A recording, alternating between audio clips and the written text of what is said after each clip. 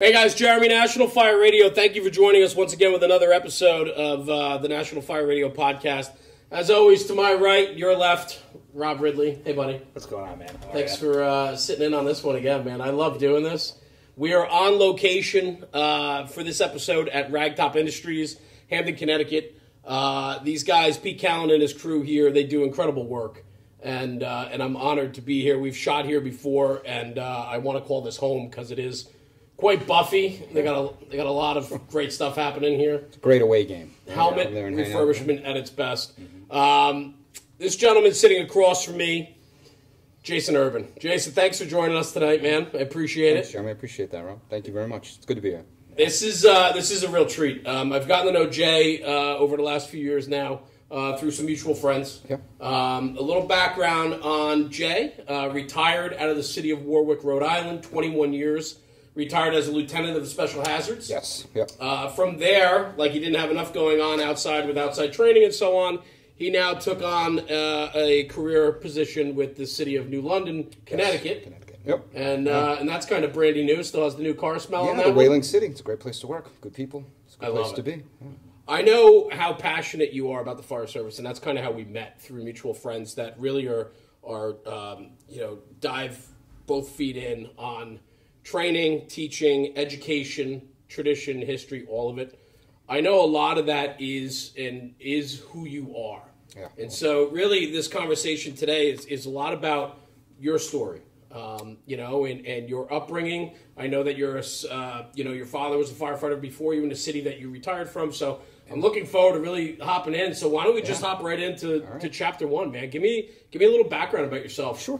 Absolutely. What a great place to be, though, for the traditions of the fire department, to be in the place where 100%. We're keeping traditions alive, and to talk about, fire background. And, I'm waiting for the bar. I'm waiting for the popcorn machine. I'm waiting for Peter to expand. The wheel. It's great. The big wheel. Yeah, we did talk about that. Yeah. Absolutely. Jay Erben, City of Warwick Fire, retired in 2018. Born and raised in the city of Warwick. My dad was a first-generation for our family fireman. Got on the job in 1967, and was born and raised in the city, and grew up, son of a fireman. Right. He worked 3 jobs, because he, that's what they did, and he was always working, and go to the firehouse when I was a kid and visit, and fell in love with the fire service at an early age, and I knew that's just what I wanted to do. Like anybody else would go, go down that road. What was your first memory, if you can think about it, from like when you were like, wow, like this is really cool what Dad does, and I want to kind of follow in this footstep? Yeah, it's funny because I do have an early recollection of my dad and how he was. For a brief period of time, we moved to the town of West Greenwich, Rhode Island, which was very rural. Like for some reason, my family decided they were going to move out there, and it was an awful experience as a kid. But I remember my dad telling me one night there was a knock on the door, and it was the local volunteer fire department, and they said, "You're on the job in Warwick?" My father's like, "Yeah." He goes, "You're joining the volunteer fire department." And Dad's like, "No, I don't really have the time. I got young kids. I'm not interested in it." Like, you don't understand. It's not a choice. It wasn't a choice, yeah, right? So I remember, being as a young kid, and I remember one time my father throwing myself and my brother in the back of the pickup truck, like not in the cab, but in the back. Absolutely. Racing to go to a car fire. And I remember him jumping out of the pickup truck, and whoever the gentleman had with the line was not doing it very proficiently. And I remember my dad grabbing it from him, knocking down the fire and handing it back to him and getting back in the car. And I'm like, that's my dad. And I, as he was working in Warwick, when I would just see him when I go to visit the firehouse and the bell would hit, you just see the drive that he had, as an officer, because I only knew him when he was a boss, and just everything that he did. So powerful as a kid to see your father in that light. Yeah, I mean, and even on the flip side, and I remember just, on the opposite end, I remember as a kid, my dad being at work, and you thought when your dad was at the firehouse, you had free reign of the house. Yeah, His dad was at work. Well, we were giving my mother a hard time one day at home, myself and my brother, like really hard. And she called the firehouse. And next thing you know, all I heard was that maxi brake sound at the front of the Out door. front? Out front, and my brother and I went to win, and when in comes running in my father. And my brother and I scattered, but he found us both. So, you know, but seeing that Water France come pulling up in front of the house, right, and hearing that sound, that oh my gosh. and watching the guys in the truck, like, laughing, like they knew. Like, it was bad. That's incredible. Yeah. Did he bring the firehouse home with him? Well, you kind of had no choice. Well, I'm curious, because I know some people where it was a job. It was a job. It wasn't it was their job. And when they came home, they turned it off, right? And didn't share that. But it sounds like he pretty entrenched. He wouldn't really share like the daily operations of what he did, but he would work as a state instructor, and he would do live burns all the time, and he would take me with him. Gotcha. And he'd go there, and like when I got on the job, like guys that worked for him would say, "Hey, what was it like with you, kid? Like, would your dad wake you up in the middle of the night and like say, 'What's the fire triangle? I need to know it right now.'" You know, like, "Oh, you know, like was that what it was like for him?" Yeah. And growing up, you know, he didn't necessarily come home every day and say, "This is what we did. You know, this is what I had," but with all his teaching and instruction and bringing me as, you know, as a young kid, as a teenager, and watching him. Oh, that's incredible. Watching him teach and some of the things that he did as an instructor, I carry around. I look at these funny things, like he would walk around at a live burn and take rocks and throw them up in the air and wait for a student to say what he was doing. He'd be like, "Oh, I'm checking the wind direction," you know, and just watch their faces. You know, that was my dad. You know, he had that dry humor. But John, whenever you get that from, shocking, right? You know, exactly. Must skip a generation. That's funny. But he, you know, he just carried himself well, and he was very well respected, and you know, that's all I knew, and that's what I wanted to do. So a massive influence. Yeah, massive influence on my life. And so did you? So when it came to Warwick, then it was a given. Well, I thought it would be a given, but it was a process. Talk about like anything else. So I went to college at Rhode Island College right out of high school, and I pretty much just spent my parents' money on nothing. Walked out of there, didn't finish my degree because I knew that I pretty much didn't want to do that. And it was a little contentious time for me and my dad because I was essentially dropping out of college. So I had to find some direction, and I had taken EMT in college. And I went to a gentleman that my dad knew that worked on the North Providence Fire Department. And, you know, I went to him and I said, "You know, what am I going to do?" He goes, "Well, if you thought about going to paramedic school." So I didn't really think about it. In Rhode Island, paramedics isn't really a thing, you know, but the rest of the country, it is. So I said, "You know what, this might be a good idea because it would get me nationwide, or I could apply anywhere, because it just wasn't happening."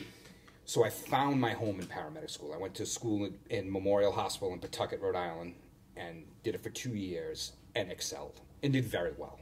And I finally found my niche in that time frame and was able to do well. And you know, my dad's like, "All right, maybe this kid's got something here. Maybe something's going to work." So I started applying all over the place. I had taken the test for Warwick in 1995 when I was just about finishing school. And I finished 13th on the list, and they took 12 right away. So I knew they might have a second class, they might not, but it wasn't happening right away. So I went to work in Worcester for a private EMS company that did 911 backup in the city of Worcester, but all the surrounding towns around in Worcester County. So I worked as a medic up until 97 up there. Great experience, good people, great city to work in. I mean, tough city, but to be a lot of work. To be a brand new medic, to work in the city, phenomenal place to learn. You're certainly diving in with both feet. 100%. Yeah. 100%. So it was phenomenal. How often were you doing the backup into the city of Worcester? Well, I mean, at the time they had very few transporting units back in the early 90s. So on my 24 in that city, it was constant. Okay. You know, as well as going around to all the other neighboring. Before the fire departments really came and took over ALS, it was back in that day when, you know, you would just go out to wherever and just bring them into the city. So it was a good, you know, experience to learn about. So, and then I got the call. March 3rd, 1997, I started. 12 of us in the class. It was a great time. It was a 12-week academy back then. Great group of people. We bonded right away. We did very well. And it was good. You know, I had made it. And it's funny because in Warwick, your badge number is everything. Whatever 3-digit or 2-digit number they give you for your badge number, that's your life. It goes on all your paperwork. It goes on everything. It's on everything. Does it go in the order of hire? No, okay, it doesn't go in the order. Got it. So some people it does or whatever, so that you can recycle. So, but my dad... you can recycle. You can recycle. Okay. So my dad retired in 95. Before I got on, I was on the list, but he retired. He had a heart attack, had to have surgery, had to get retired off the job early, like 29 years, before he wanted to. He didn't leave on his own terms. But he was the 128th fireman hired in the city of Warwick. So he had that 128. That was everything. Yeah. You know, and I'm in the academy, and they came to hand out roll call numbers and badge numbers for everyone, and I got his. They had held it for me. You know, in that time frame, they didn't give it up. So it stayed in my family till I left. And then I'm leaving, and I was kind of concerned about it, you know, because it's like it was part of our family. It's an odd thing, but it's your number and whatever. Yeah. And I had a young kid, Colby, who got assigned to me on the hazards for like a year because my backstep guy got promoted. Phenomenal fireman, loves the job, everything. He's a great friend of mine now. Like 2 months after I retired, he took the number. He left his number that he was given and took mine. Wow. So I know now that it's locked up till he leaves, and somebody else down the road won't get it. And, legacy. You know, I mean, it's not just your legacy, but your father's, right? Like everything. The pride and ownership that has gone into 128. Yeah. In the city of Warwick, right? Right. And now rests on a kid that was one of your backstep firemen in your special hazards company before you retired. And a great fireman, dude. A great kid that just wanted to learn. Yeah, hell yeah. Just wanted to work. And, well, you're not going to pass it on to anybody. No, I mean, exactly. And I didn't have a choice, you know, for this kid. It was a great honor. I mean, phenomenal. That's fantastic. So, yeah, we go through the academy and... Talk to me about the academy real quick, because I have to think, I know probably what a big moment it was for you to finally get that call for the city of Warwick, where you have family roots, you live there, you grew up there, you know, and so on. But how proud was your father? Beside himself. Talk to me about that. So it was, my dad had gone through a time when he had left the job, that there were issues with his disability pension, and he had some issues and how he got released from duty and whatever. So he had for a while, he didn't take coming off the job very well. Right. He didn't take it well. It was before he wanted to go, and he didn't get to leave. It wasn't on his terms. It was not on his terms. Right. So when I had gotten that call, obviously he was beside himself. And going through the academy, I was still living at home at the time. So every night I'm coming home, you know, and he's, what are you doing? Who are you with? What's this going on today? What are you doing here? How'd you doing this way? Right. All this and everything. And he kind of was like re-energized for a little bit. Yeah. He's like, okay, things are going to be good here. And the way the system works is like he didn't have a hook. Like he couldn't get me assigned somewhere and like like no, it's wherever they put you. So you'd be fine. And he had people that were going to look after me, and it was good. And you know, we went through the academy and every day, and then that graduation ceremony, it was phenomenal. There was an article in the local paper about me and my dad and the traditions. We're a hometown family too. I mean, we're really born and raised in the city, and you know, and that's which you don't see. I don't think as much anymore of that born and raised. Like you see people, you know, and I don't want to say they're playing the game, because it's the game to be played if you want to get into this profession. True. But like for you to have that, like you went to school there, you grew up there. You know, Dad was able to, you know, go out on the air and come in and beat the crap out of me, essentially. Right. Yeah. But I mean, you know, even where we did the academy at headquarters in Engine 1, as a kid, hearing that American La France, that Detroit coming up the hill by my house with the Federal, and running to the window and catching a glimpse as they I'm right there, man. I'm right there with you. Like the two bubblegum lights on the side of the foam turret on the front, and like the guy just standing on the back up in the cab, and I'm like, yeah, like, why didn't I pull the hook at the corner more? You know, just to have them come. Like, why, you know, exactly. Like, why didn't, you know, just run into my house and watch it again. I get it. You know, just to hear that, and just to be able to now, as I'm getting in my truck to go down the hill to the firehouse, you know, and it was everything. And it was a 12-week academy. It was your typical mid-90s academy. Yep, fire one, go through a couple weeks of ride time, you're blessed, and you're off on your way. Talk to me about your Proby life in the firehouse. You know, I mean, you are a legacy, but the system didn't allow for any special punches being pulled or anything. So, like, you get into the firehouse, you got to make your name for yourself. I mean, you can't ride the coattails of your father that was there before you and so on. You got to make a name for yourself. 100%. Talk to me. First day of ride time, still in the academy, assigned Engine 1 for the tour. I walk in, this gentleman driving the engine there, Joe Rosero, phenomenal fireman, old school guy. Said, "Hi, I'm Jay. I'm here for ride time." He knew who I was. He looked right at me and said, "Go fuck yourself." Turns around and walks away. I left me standing there. I'm like, okay, right, I know my role. And that was it. And it didn't matter who you were, where you came from. You had to make a name for yourself, and you had to do it. There were people that loved my dad. There were people that didn't like my dad. Sure, of course. So, and you were put in your place from day one. I was put in my place minute one, and I knew right there that nothing was going to carry moving forward. And went through, and my first summer there, I was assigned, we had floaters. So you were filling a manpower spot week to week, depending on who's on vacation, right? Whatever. So I was assigned as a floater. I worked at Station 8. Old Station 8 was on the airport property. Like TF Green, the international airport, was in Warwick. Right. But it was in an old hangar. It was just a hangar. And the airplanes would wake you up at 4 o'clock in the morning. It was like, okay, it's the big glass doors. Not the best place to no, work. God, Right. no. Yeah. No, but that's where I spent all summer, floating between Engine 8 and different spots in there. And it was a great summer. And started to learn the job. And in Warwick, you can bid spots based on your seniority once or twice a year, depending on the openings. And then I did what every new guy did. I drove the ambulance. I drove the rescue, as we call them, for a year. And just learned, I was a medic, did very well. That aspect of me was easy.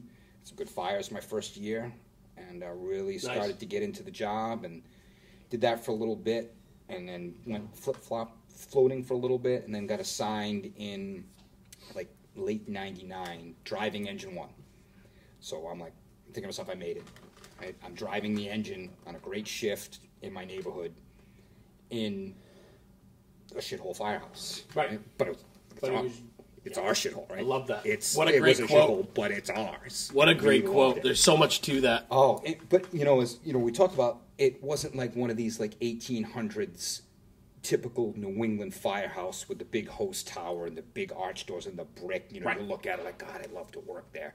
No, it was a shithole. Yeah. It was a garage that was there in the 50s that had a little bit of living quarters, and it was like being a coal miner.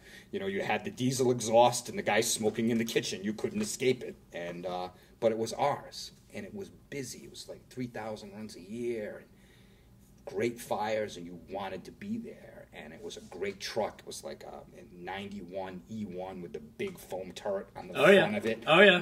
And just the truck would move. Yeah. And it was just fun. And what a great crew. And, I enjoyed it immensely. So this is what, 4 years? No, you got hired in '97. This is '99. Yeah, 2 years on. So 2 years on, you got the driver's seat of the busy engine company. Busy engine, right? Going to a lot of work. And one of the things you said before was that with this firehouse, like the only spot, I don't know if I'm jumping ahead, but like with that kitchen table. So that kitchen area. Yeah, like it was the kitchen was the only place because the day room was frigid cold except in the summer where it was boiling hot. Yeah. The bunk room, the ceilings, like every time it rained, like the water would come down from the ceilings, and it was just awful. They had a tiny little loft that we used to hide in, but you couldn't stay there all day. But the kitchen was the kitchen, but it wasn't like an elaborate kitchen. It had like burnt orange formica. It had like a bench seat and a table and a small television. I would expect nothing else. Right, exactly. I would expect nothing else from this and story. that was it. Right. And one of those stoves that was in the wall. I mean, and that was, it was like walking into your grandmother's kitchen in the 60s. And it never changed. But man, you're talking shitty coffee, cold pizza, cigarette hanging out of your mouth type of kitchen. Absolutely. Yeah. And that's just how it was. Right. And you stayed in there from the beginning of your tour till you went to bed, and then you got up first thing in the morning and you went back in there. And guys would be sleeping on the bench seat, and that was just, we hung out there. I can't imagine how many creative corrections happened around that kitchen table. Oh, I mean, right. I mean, the kitchen table, right? The Knights of the Rectangle, as we call it, solving all the problems of the world. I love around there. Yeah. The only thing missing are the big chalices that you can all drink out of, That's just a small coffee cup. But, yeah, I mean, and we were it. I mean, the Popeye, strong to the finish, was our motto, and that was our logo. We had, no nonsense. You wanted to be there. No fluff. Yep. No pomp and circumstance. No, just... Yeah. Guys just want to be firemen. Right. You just wanted to go to fires. And not that other parts of the city weren't great for fire duty or whatever, but you really wanted to be uncomfortable. You got comfortable being uncomfortable there, Do Do you remember the first fire you had in Warwick? Yeah, I do. It was I was assigned to the ambulance. It was a split-level ranch garage fire that extended up, and we got there right away. And I got on a line and went right in through the front door, knocked down the kitchen, took a right-hand turn, and the garage was just going to town. And I'm right there, and I'm like, yeah, it was maybe a few months after I get on. And that was about the time you went, yep, I'm in the right spot. I'm doing well. I'm doing life's work right now. We're doing good things here. Yeah, definitely. With having been a medic and having that experience previous, now you step in and because I know that's one thing that I've always liked. Where I work, we run an ambulance, so when somebody has that experience, it makes that exchange a little bit easier. Yep. But you guys were also able to jump off the rescue and go right into fire duty. And it was a complete challenge, and I'll tell you why. Because Warwick and Rhode Island has this EMT intermediate or a cardiac. They don't have paramedics. I was the first paramedic hired in the city of Warwick. They didn't know what to do with me. They honestly had. I remember sitting across the street, the table from the chief, and he's like, I don't really know, And maybe my third tour, I was working on the back of an engine, and we had a really bad car accident, and we extricated and pulled out a gentleman, and he had collapsed both his lungs, and they couldn't ventilate him, and I decompressed him in the back of the ambulance, and no one had ever done that ever. Whoa. Right? And people were like, what the fuck just happened? Right. And I thought, I didn't think anything of it. Is he allowed to do this? Right. Can we do this? Until the next day when I'm up again in the office, and they're like, so, and I'm like, sorry? Right. Save the guy's life. What? What? I mean, so that was kind of what it was like, but, and I'm just I'm looking at it from that, so they didn't have a medical director and a paramedic program. Oh no, God, no! This is like I mean, we just pretty much load and go and do that thing, and it was and I never changed the world or changed the way we operated, but for a couple instances there it was kind of like, what are we really going to do here? So, welcome to the job. There you go. Right. So let's paint a little bit of a picture too, because I think it's important for people to understand. City of Warwick, 9 engines, 3 trucks. A rescue company, which is actually you guys call Special Hazards up in New England, right? Yeah.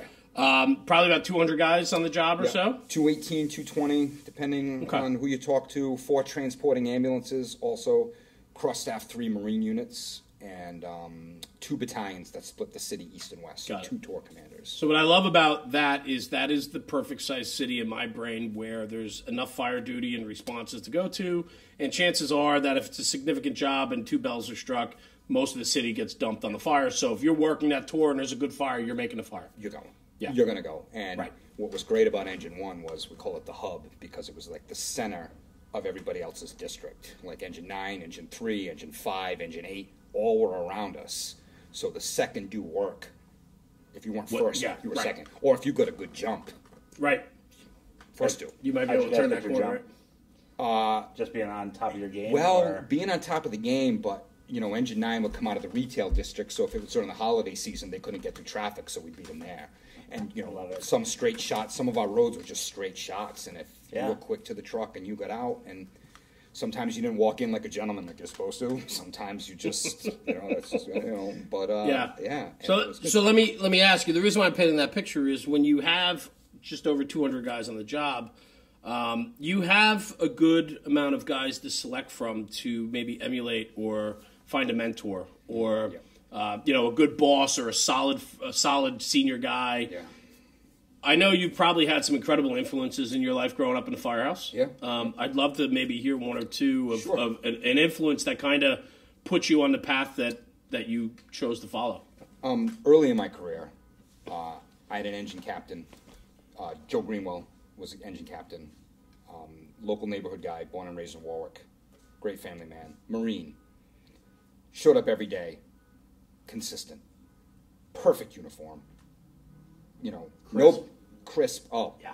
Honestly. Yeah. Like a linens, just perfect. Yeah.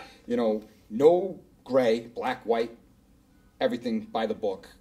But he would teach you, and he would teach you the right way and would keep you safe. But he had that regiment that you respected, and he was like that from the day he started to the day he retired. He worked for my dad, and he was a backstep guy for my dad. My dad was his officer, so I mean, he looked after me. Sure.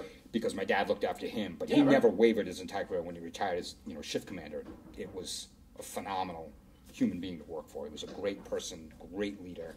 We respected him on the fire ground. He gave you a command on the fire ground, but it was the right command, though. It wasn't like I've worked for some chiefs or whatever. You're like, oh, I don't really think that's the best thing. But no, he was dialed in every time. And some of the other people that worked there, the other lieutenants, Joe Papa was another early in my career. Just loved being on Engine 1 and the mentality of being on a busy engine company. And then my boss that I ended up working for on Engine 1, Tom Jessup, who was in my early career till, later on in my career, was by far one of my biggest mentors in my career. Yeah. He was only a few years older than I was, got on the job when he was 18. Wow. I mean, just loved being a fireman. He was a fireman's fireman. He loves everything about the fire service. To this day, he still does. I mean, there's no question about it. Yeah.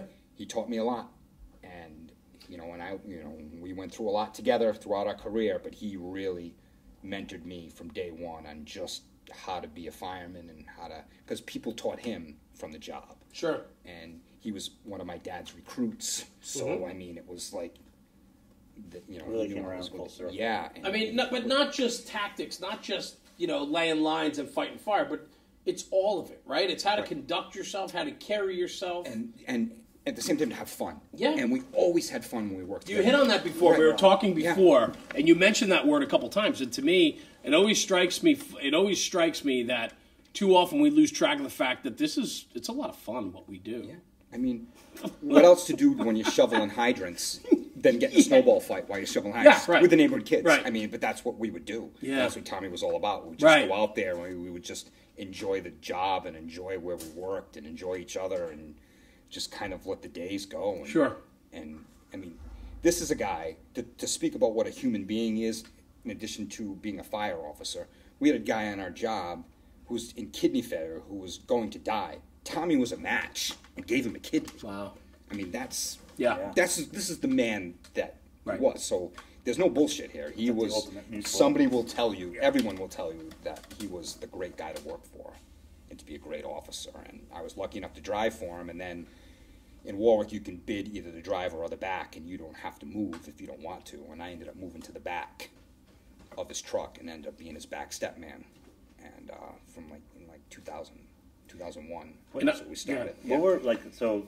Because I love this terminology, like moving to the back and being this back step man. Like, what were the expectations that he had for you as a fireman on the back step? So great question. I mean, and this is what translates now into me teaching a lot and about moving hose.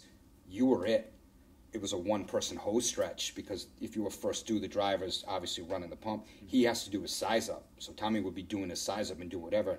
It was the expectation that you were getting the line in place without him. Right. Because you had to do it. And if you didn't do it, it wasn't getting done. And there were many times where we'd be moving in and he would finally just come up behind me and like, all right, we're good. And I'm like, yeah, we're good. He's like, all right, let's just go.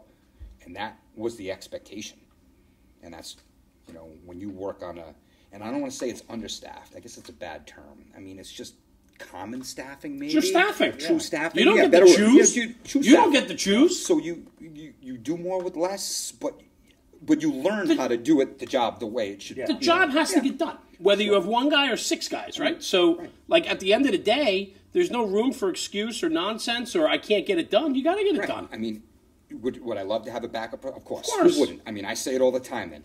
The nozzle man gets all the glory, but a great backup man fucks the prom queen, right? This is the guy, 100%. Right, that gets the line into play, right? And just gets, doesn't get the glory, but you know what? At the end of the day, the prom is, you, right? That might be the quote of the whole podcast right there. But anyway, that was fantastic. But you're 100% right. You're 100% right. That's what you learn. But man, I mean, that is diving into trenches, though, right? I mean, that is getting to work and going to work and learning more than one job at the same time. Right. And Warwick's not comprised of 5-story walk-ups and 6-story H buildings. A lot of it's residential. So, I mean, we weren't rewriting, fire history. And your neighborhood fire company, so you're there quick. I mean, you're pulling up room of contents, 2 rooms off, or maybe a top floor or something. But But and just how we learned, and it wasn't much to pick from either. 2 pre-connects off the truck, 1 off the rear. That's it. So I mean, if the trucks weren't fancy, and that's what you learned. So if you're on the back, you had everything. And being on the back of that truck was great. I mean, it had a small little, the dog house was right there. You had that small flip-down seat with the window, so you just, like, sat there. And, it was a great spot to be. Yeah. And, it was a good place to learn. And he was a good person to learn by. And, the guy who drove our truck was a phenomenal fireman, too. I mean, so it was a great crew, and it was a good place. Sounds like that type of job doesn't allow people to hide. Well, yeah. True. I mean, there were places to go, but, you had to go. But if you wanted to be on that truck or be there, that's right. The expectation was you wanted to be there because you wanted to work. 100%. And it was a great place 100%. to learn the job. Talk to me about, as we progress through your career, you've had some challenges too. Yeah. As much as, we got a little bit of the backstory about your upbringing and then working your way through the busier companies of Warwick and so on. But, part of your story, which was made a huge impact on you, was February 20th of 2003, right? The Station Nightclub fire. 100%. I know just through my exposure to it, what an influential and just pivotal fire it was in the American Fire Service, talking about, sprinkler protection, high occupancy buildings, things like that. And this is a fire that has been studied. People have looked into it. Through our conversations and our friendship, I've come to know that you were very much involved from the get on that fire. You happened to be working that night. And, I'd like to hop into this because I think there's so much just from the conversations we've had off camera and through our friendship and so on about some of the stories of that night and what you guys dealt with the years following. Okay. Yeah. If you're comfortable, I'd love to just roll into that a little bit and talk about your experiences there and so on. So, yeah. Take it. Well, yeah. Yeah, I was going to say, set the stage, you come into work for the night shift. Okay. Yeah. And, before I begin, I just want to say that, this is my story. So I can't speak for anybody else that was there. I mean, there were epic moments of heroism and true fortitude that night. But it was somebody else's story. But I can just say my story. Sure, And of course. The people that operated there that evening, beyond the scope of anything else, performed exceptionally well. And, it's been a long time. It's been almost 18 years. Yeah. It's been, a little over that. And I feel that the story needs to be told because the memory of the people that perished that night or were injured that night or the people that responded there shouldn't go away. So it shouldn't be something that history forgets. It should be something that, we remember and we go on like any other event that happens. And as time goes on, the people that were there, the true historians, went around to say their stories, and having a great, venue and a great medium such as this to be able to respectfully say the story or whatever is, by far a great combination of it. But, it was Thursday night. It was the first night of our tour, so we did 2 days, 2 nights, 4 days off. So we had done our 2-day shifts. We came in for the night shift, start shift at 5 o'clock. Typical night shift. I remember we had ham steaks for dinner because we've never had them again.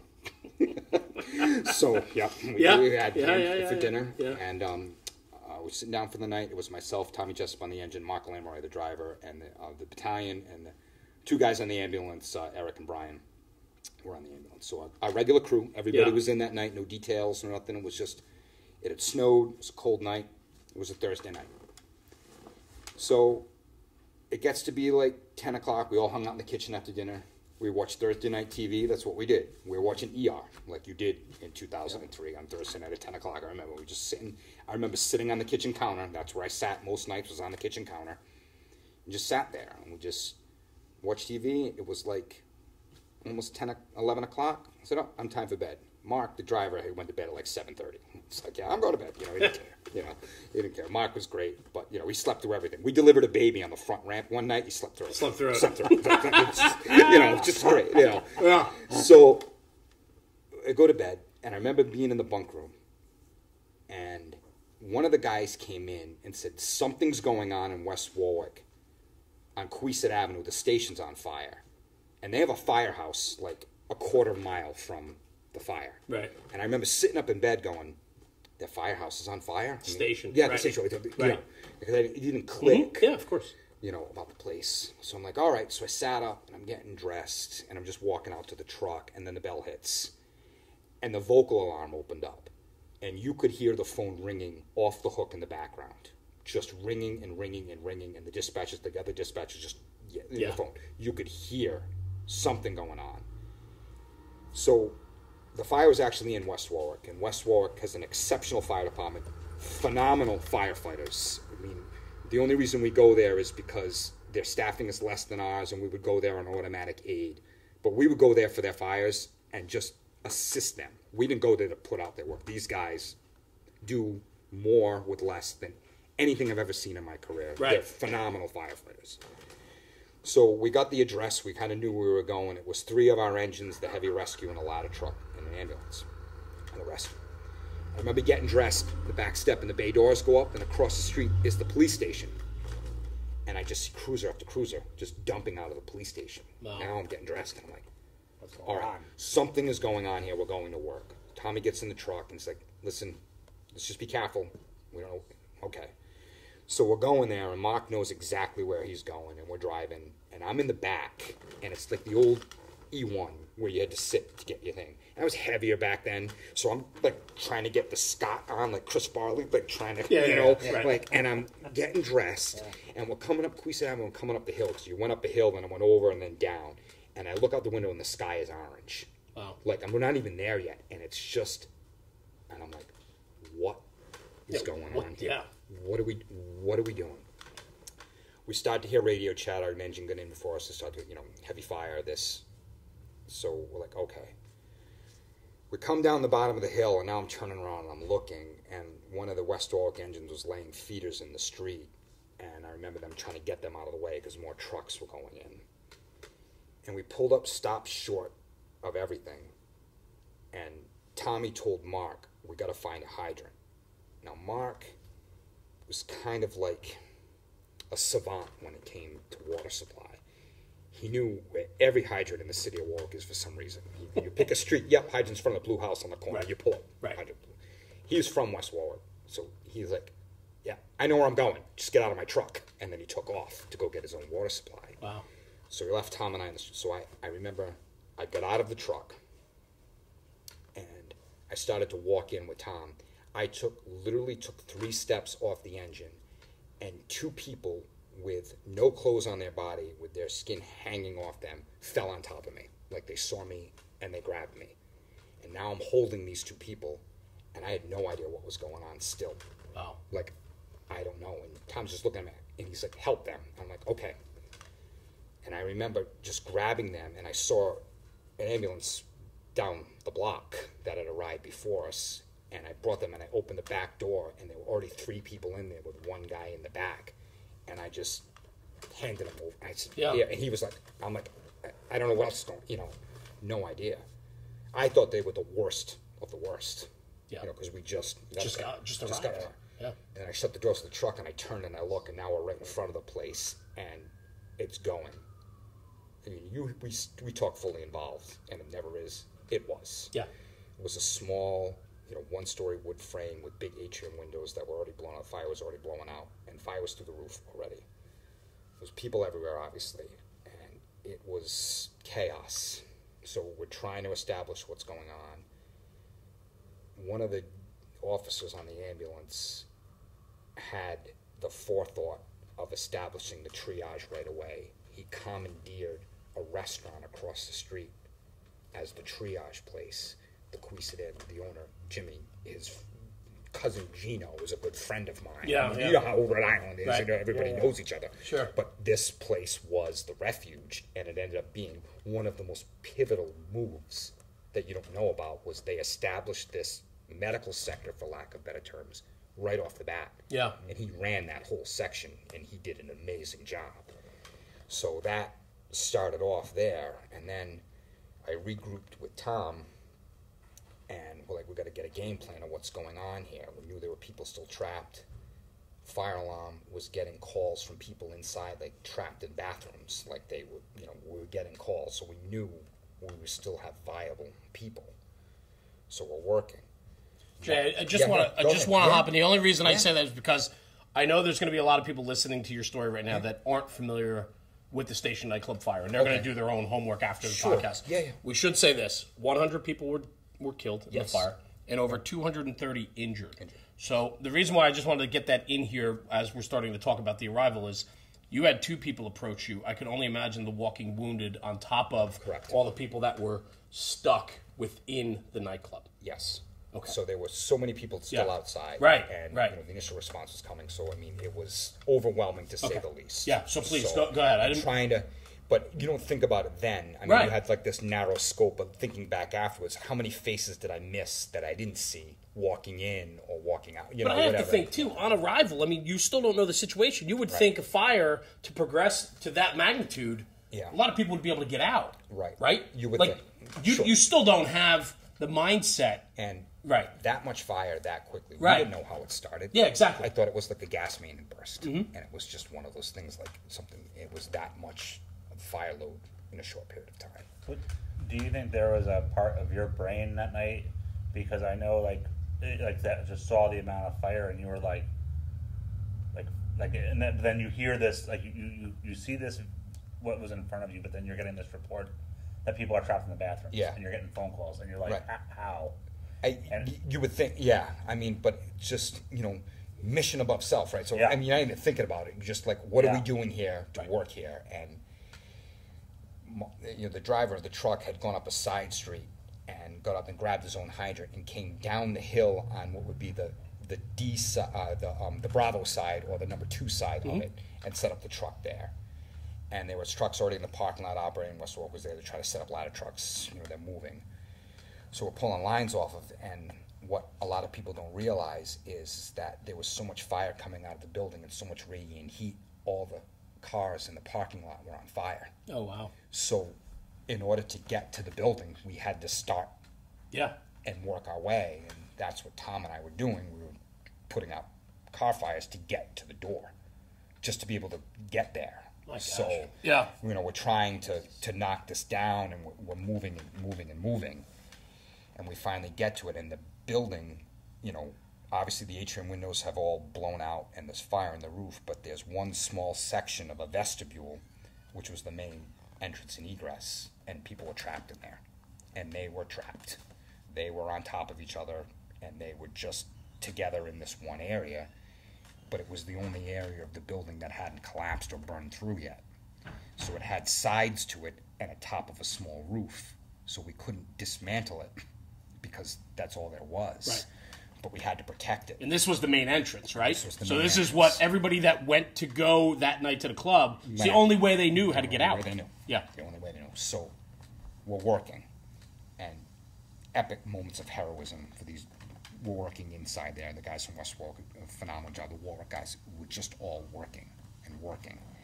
And we're there, and we're trying to keep water flowing, and we're trying to work, just to get people out. But there was so much fire and so much heat that it was a challenge. But we're working, and there were people there that were very squared away. So if you want to think like an A-team was working that night, there was an A-team. The officer on the hazards was on the Fema team. He had been to the Atlanta Olympic bombing. Right. He was a rigger at the Worcester fire. He had been to 9/11. Not that maybe any of those skills resonated that night, but the fortitude. No, but it speaks to but he that's the guy you want because he's he's laser focused. So he's working, and the guys on the engines, everybody's doing everything they can. Yeah. I mean, against overwhelming odds. And incident commander's doing a great job of getting resources in there. Everybody's starting to show up now. So, we're working. And, I tell this story, part of the story, one of the things that the guy Brian that was on the ambulance, and he's driving to the scene there, he calls fire alarm and said, call the hospital that's in the city, call them and tell them to hold over the shift. Give them the heads up that they might not want to let their staff go. Right. Because this is big. And it was a huge move. Yeah. Who thinks of that? He did. Right. Phenomenal. It helped tremendously. So they were doing their aspect of, getting the people out, and we're working, and, there was just a ton of fire. We're working our way to the door. We're getting there, and now we're working. And it was like you had seconds. We finally freed somebody, and it was like, savable or not. Right. savable went over the railing to an ambulance, not went in another direction. And that went on for a very long time. And just the pain and the struggles and everything that go along with it was just there. But you just worked. You worked. You put it aside and you just worked. I mean, you had people funneling into a single door to get out. Yeah. You're talking bodies on top of bodies on top of bodies. Yeah, essentially, yes. Yeah. And in a narrow area that was just there. And a narrow area that's also trying to burn. Right, and it's still, yeah, still right. in the burn. Right. So we ended up, one of the guys just, it sounds simple, but we were putting a ladder belt on people and using the railing as like a 2-to-1 with a rope to get the people out because it was that tight. That's how we ended up getting people out, was actually physically putting something on them because we couldn't get in there and get in there. We couldn't get behind them.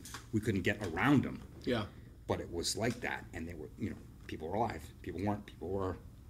I don't know if I can ask this question because it's something, but like, so in that, of those people that were essentially stacked in that doorway that you were working are free, there were some who were still alive, and 100%. Some who were. We saved people that night.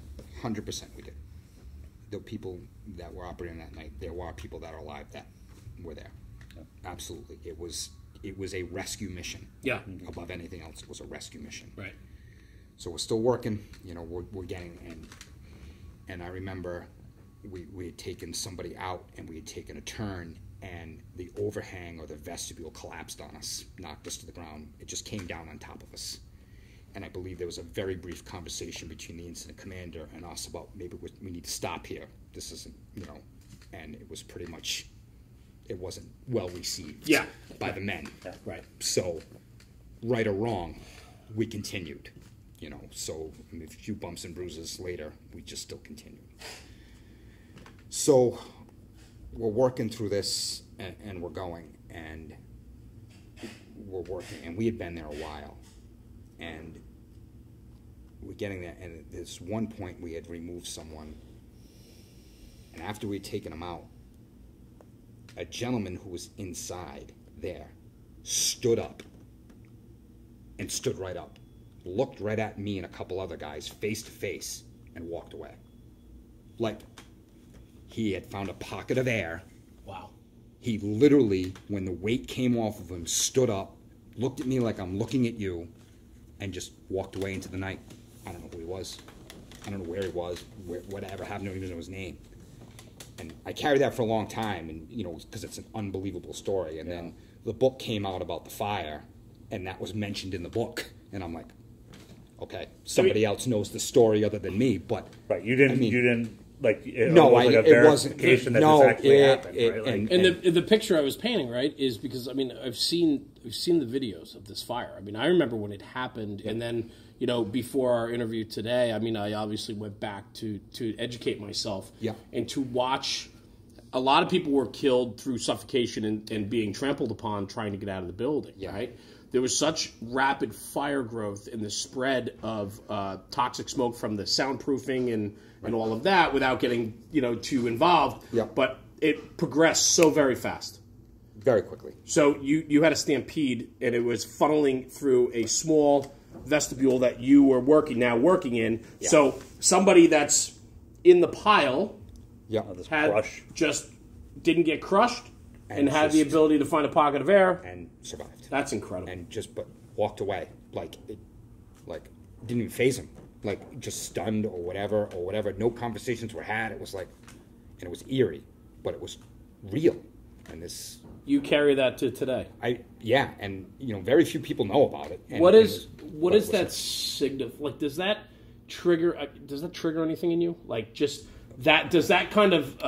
what do you think of? Yeah, I mean... You know what I think of? I did my job, and I didn't get any gratitude for it because the guy just literally got up and walked away. Got it. And was like, okay, you succeeded here, thank you. But nothing, and just went away and never knew who he was and never expected anything. But does that help you, though, in understanding that the cards were so stacked against you guys that the fact that you were doing what you were doing and removing whether victims were alive or have expired, and then all of a sudden this gentleman pops up, does that in some way for you say, we did our job?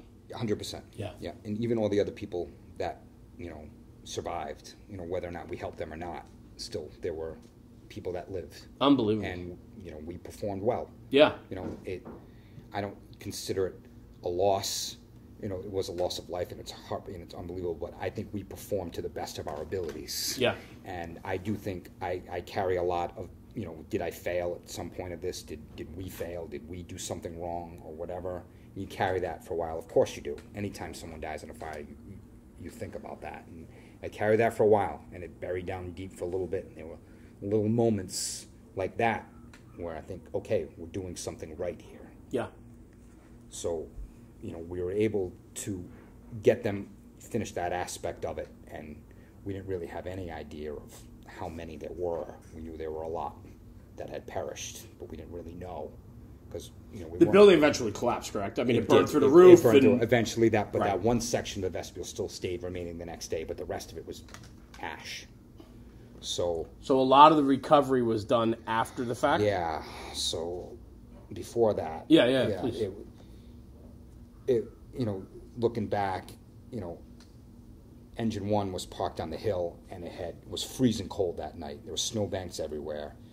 And I remember Mark saying he was working the pump on Engine 1. It was on the hill, but the ice had built up under the engine. And, sure. And Mark saying, he was at the pump panel. Next, the pump panel was starting a to slide foot down the road. Oh, he was like, it moved down a little bit. And eventually, it ended up working its way down the road and dragged the supply line with it. It just built it up, and it just, the fire just went down the road. Yeah. And it's like, well, firefighting in the Northeast. Oh, exactly. Yeah. It's just, wheel chock lifted up with the truck. I mean, it just went. The ice built up so much. But the snowbanks, I think, saved a lot of people. People came out. Talk about that. People just would come out, and we were finding them in the snowbanks. Yeah. And we end up, who does a secondary search in snowbanks? We had to go up and down the road looking for people that would just dove into the snow to stop, burns, they needed relief. Everything. I mean, it was it was there. And, just going up and down and trying to find this. And then now it's a local community. Now people are starting to arrive looking for loved ones and everything. And now it's getting chaos. And now people are self-dispatching and showing up.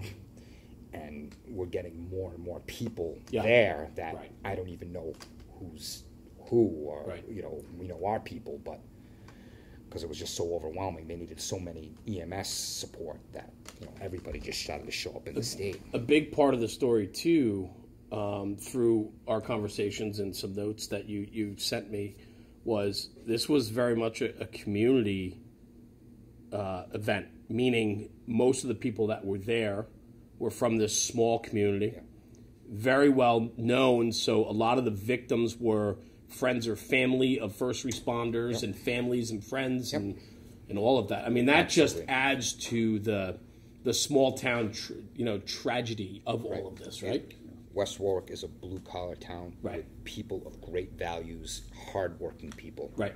That, and they are a very proud community. It's a very proud town, and Warwick is right next to it. And everybody knows each other, and it was, a hardship for that. Most of these people were local. And, we're looking in the parking lot for union stickers on the cars. I mean, that's where I'm looking around. We're looking around, seeing if seeing if there's a car we recognize. We don't know who's before social media, really. Sure. I mean, we don't know who's saying they're where or what. Yeah. So we're trying to figure out what's going on. And wow, think about that. Wow, unbelievable. Like, who do we know is here? Yeah. I mean, who helped out before we got there that just not saying a word, whatever. And so we're just still looking, and, we get through, and it got to be about 2 or 3 o'clock in the morning, and they pulled us out and put us to rehab. And they put us across the street in the restaurant and let us sit for a few minutes. Which was the triage. Which is triage. Still actively going. So you're not getting away from this. No, but they kind of just put us to you guys got to take a break now or whatever. And we fought it. We did. Of course we did, because that's what we did. We fought it. So we took a break. And we were there, and now the sun's coming up a little bit. So now they're starting to bring in relief companies. So it got to be about 4 or 5 o'clock in the morning, and they sent us back to the firehouse in another engine. Another engine showed up. We hopped in their truck. Their crew stayed. So now we get back, of course, we're not doing anything but watch the news. Yeah. You know, so reminded, like, the only thing you had was local news. We didn't have any media other than that. And now we're seeing, like, the footage of it because they had it and everything. And we're like, now it's sinking in what's going on. And guys are coming into work and guys are calling, the phone's ringing off the hook in the firehouse. And, you know, we can't decompress at all. So it's the night of, that was my first night. I had overtime that day, the day in between my nights. I'd already been hired for overtime. And I'd been hired somewhere else in the city. And the person who was supposed to relieve me had just gotten the job of me about a year ago, 2 years on the job. He was one of my recruits. I taught his recruit class. I did every recruit class from the day I got on to whatever, because I liked, you know. And I knew he lived in West Warwick, and he was a West Warwick fireman before I got on. And I don't know what triggered it. I wasn't thinking of it at the time, you know, but I knew it would be the worst thing for this kid to be on Engine 1 for the day. So I said, can you send him somewhere else? I'll stay here for the day. And the BC was like, I don't think that's a good idea. I'm like, don't put the kid here. I'll stay. And I didn't have a lot of years on either. Don't get me wrong. I only had 6 years on. But so I worked on Engine 1 the next day. So it got to be about 7, 8 o'clock in the morning. So we're only away for a couple hours. They sent us back. So we had to do recovery. Was it the best move? Probably not. But that's what they told. You're working overtime now. During the day not tour. With your guys. So your with guys two from other that guys. night. Right. I'm the only guy that stayed. Right, exactly. Yeah, I'm the only guy that So stayed. you're being called back. Yeah, I stayed there. I could have gone somewhere else. I opted right. to stay. So now we're getting called back there. And I remember I was on a reserve truck, old engine 10. Remember those old Boston Fords with the open cab back, the workhorses? Yeah, like, you absolutely. couldn't kill these trucks. Phenomenal. 48,000s or something like that? Yeah. Phenomenal engines. Yeah. I remember sitting in the back, open cab. And I remember sitting in That traffic. long bench seat. Yes, Yep. exactly. Yeah. 100%. I remember sitting in the back of the truck, because we weren't responding, we were just going the full truck. I remember sitting there, bawling my eyes out in the back of the open cab truck, like in traffic, like watching people look at me, and I'm like I'm trying to process everything. Yeah. And I'm like, okay, and I had my moment, my first of several moments. I had my moment, and we get there and we go back there again. And now we're doing recovery. Now we're sifting and looking and just doing more recovery. Now inside where everyone, had been before. And it was grueling. The media had arrived. It was overwhelming with that. There were other dignitaries and other chiefs in the fire marshal's office and everybody that was supposed to be there was there. But we're working, and it's like in silence, and we're just doing the unthinkable.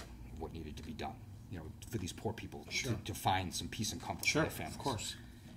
But we're doing our job, so we're working, and it's funny because my dad retired before I got on the job in '95, so I never got a chance to work with him on the job.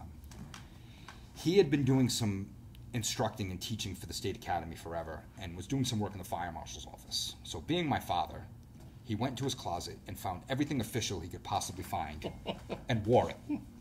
And got into the scene. Right. So he's there because this is what he wanted to do. He wanted to help. He was retired, but he wanted to do it. So I'm there, and I'm sifting and working, and he's standing next to me. He shows up, and I'm there, and I'm doing my thing, and he's there. And I turned to him, and I said, "You're not supposed to be here. What are you doing? You're not supposed to be here." And he looked at me. Not like a father looks at their son, but a chief looking at a kid with 6 years on the job. Right. Like, shut up. Yeah. And just go to work. But that look, like I've seen that look before from him. I get it. But never at work. But it was like, okay. Yeah. And he just wanted to do what he felt was right, to help. And he did, and he stayed there. And we worked for a while, and we worked, and we worked. And the other crews started to come in, so we were there for most of the day. We finally left about 2 or 3 o'clock in the afternoon and got back, and now we're ready to start our night tour again. So they didn't put us off duty for the following night. We reported to work, and they didn't hire for us. They didn't send us home. They didn't do anything. Now, your engine company from the night before and the ambulance crew is and coming those guys. back in. Yeah. Meanwhile, you haven't been home yet. You haven't been home. You haven't been able to get away from it. I can't remember if the two guys on the rescue and the ambulance had gone home or not. Right. Or not. They did an amazing job. The two of them are phenomenal human beings, and they did an amazing job. The stuff that they went through was, and I won't speak for what they had, but they were amazing. But we had to come back. And you want to talk about the brotherhood, and you want to talk about the traditions of the fire service. And the memory that I remember is we came into work for that night tour, and there was a retired lieutenant from Engine 1 and another off-duty guy making dinner. They came in. This guy came from home, grabbed another guy, and were making our dinner for us just because they felt it was the right thing to do. And it was 100% the right thing to do. Right. To this day, I carry the memory of them just cooking the meal for us so we could just come into work and just figure out what we're going to do for the night. Yeah. And I mean, what better simple act of brotherhood? Yeah, 100%. And traditions of that was amazing. And, you know, that night, it was just... What was the... Let me ask you just a little bit personal. Yeah. You weren't able to get out of there. You worked all day. Right. Doing the unthinkable. So not only were you a part of the actual life-saving aspect of it and fire suppression of it. Yep. You then were part of the recovery. Yep. Now it's 4 or 5 o'clock. Your night crew is coming back in. Your normal engine crew and ambulance crew. Yeah. And they walk in the door and you're still there. Yep. Yeah, do they know that you were there? What was that? Was it? Were there words spoken? Was it tough? Obviously tough, but I mean, were there words spoken, or was there, as a company or your company officer, was there a powwow and say, I'm just curious because I think, 6 years in, this is one of the most tragic fires in the American fire service, and to within a 24-hour period to be able to rationalize any of it is impossible. Yeah. Right? It was like that. So there was really a couple of conversations I remember. A lot of people were on edge. Yeah. There were some, elevated voices at Maybe times. didn't know how to handle it too, right? We didn't know how to handle it. Yeah, so there right. Emotions were everywhere. So, I mean, there were definitely things that were said that shouldn't have been said. And definitely, we're all kind of processing in our own way. Yeah, right. To be expected. Right. But I believe it was an uneventful night tour. I mean, it wasn't other than, just try to process and do everything, And my daughter had been born 8 weeks before my first child, Amanda. Oh, wow. Had been born 8 weeks before. And I remember my wife at the time had come and brought her on the second night. And I remember sitting in the bunk room holding Amanda, my 8-week-old, and just bawling my eyes out. Just losing every possible emotion, just holding that child. Knowing full well that there was nothing, that we went through that, could make up for the loss of life, but just trying to find one moment of actual, close to home comfort, for my child. And then we kind of went through the night and worked it. And then, and that's when things started to fall apart. Critical incident stress was around. It wasn't a new concept. It had been there. It was post 9/11, so it was post everything. So, there were resources available in the state or whatever, but for some reason, it didn't happen. And they sent us home. Right. And I can remember leaving the firehouse that morning, went to a little coffee shop in our neighborhood that guys from our group always went to after work on a night tour, would have a coffee and breakfast and just sit together for 10 or 15 minutes. It was like the highlight of our day. Right. We come and get together. Right. Guys from the other side of the city, we'd say, "Oh, you guys slept all night, you didn't do shit. We were up all night." kind of one of those things, right. the back and forth, Yeah. And I remember just sitting there and just dazed and confused, and other guys would just pile in, and we just all sat there for a couple hours. And just sat there, and we're like, "What's going on here? Is everybody all right?" And then nothing happened. No phone calls, the city, nothing. And finally, the 5 of us just called each other and said, "We need to get together." And we went to Eric's house, and we stayed there for like the weekend, and we didn't leave each other. Did you guys hide from each other at all in the beginning? Like, did you hide your emotions? Like, I can't really let it all hang out in front of these guys? We were well past that. Okay. We had already seen the wrong. We needed each other. We needed that brotherhood. 100%. I mean, we looked out for each other in that first weekend. So you all recognized, man, we're all struggling here. Like, this is... Yes. Okay. We needed to help each other. Right. And we did. We came together, and we just needed that togetherness of what we had been through to experience that and stay together. And we did it. And we didn't leave each other for the entire, almost the whole 4 days off. You know, we had our moments where we were together.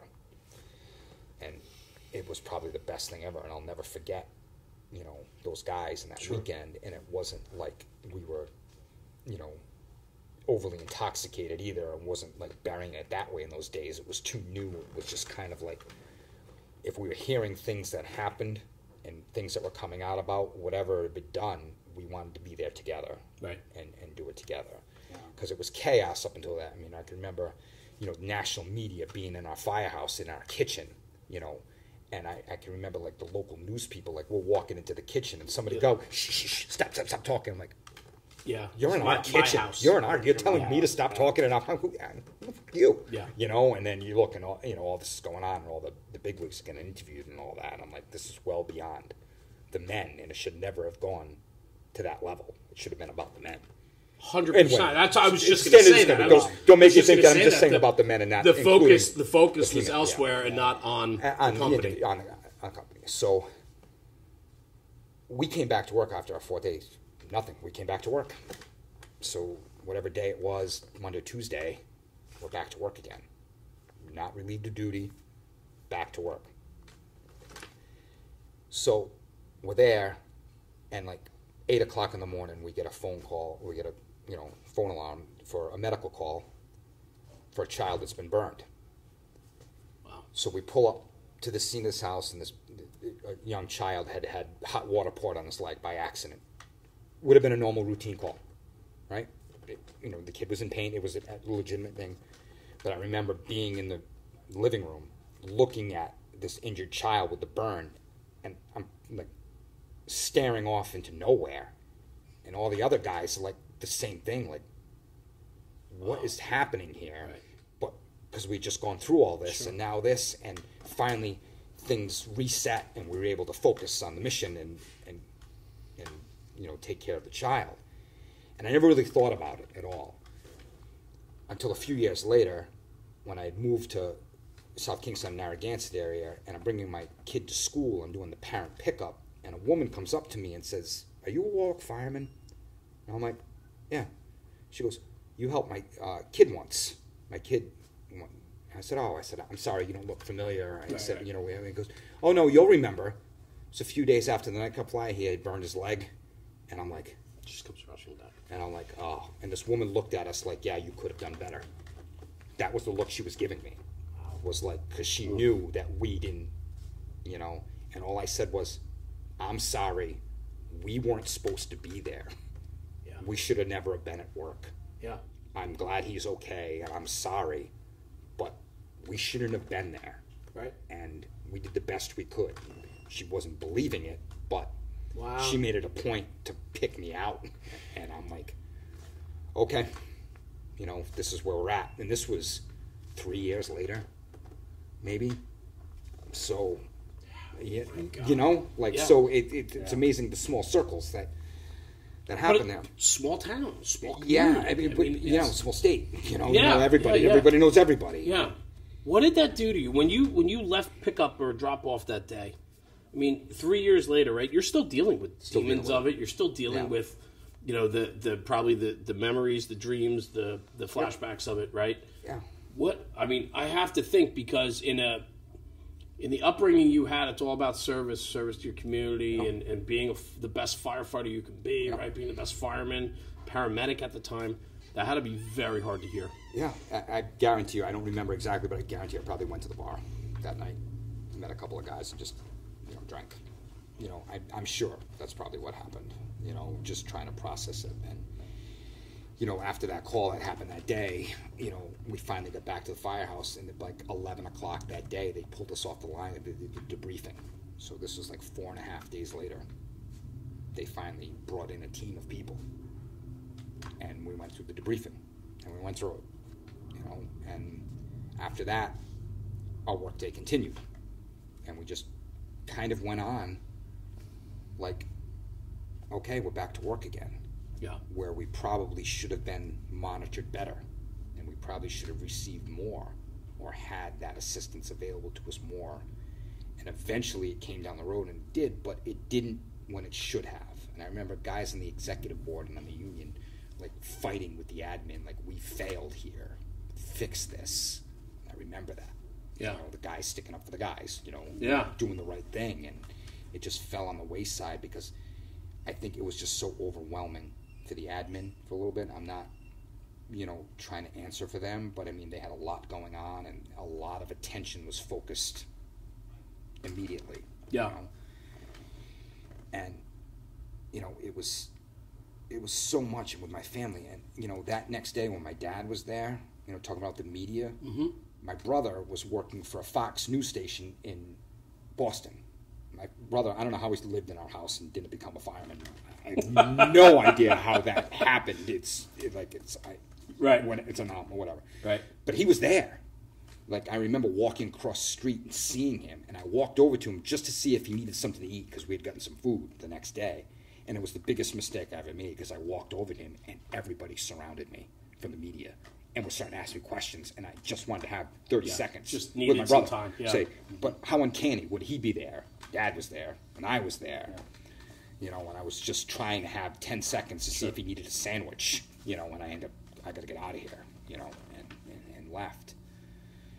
And it was, but that's what it was like afterwards with media and everything. And, you know, weeks after that, it just didn't go away. Yeah. We weren't expecting it to.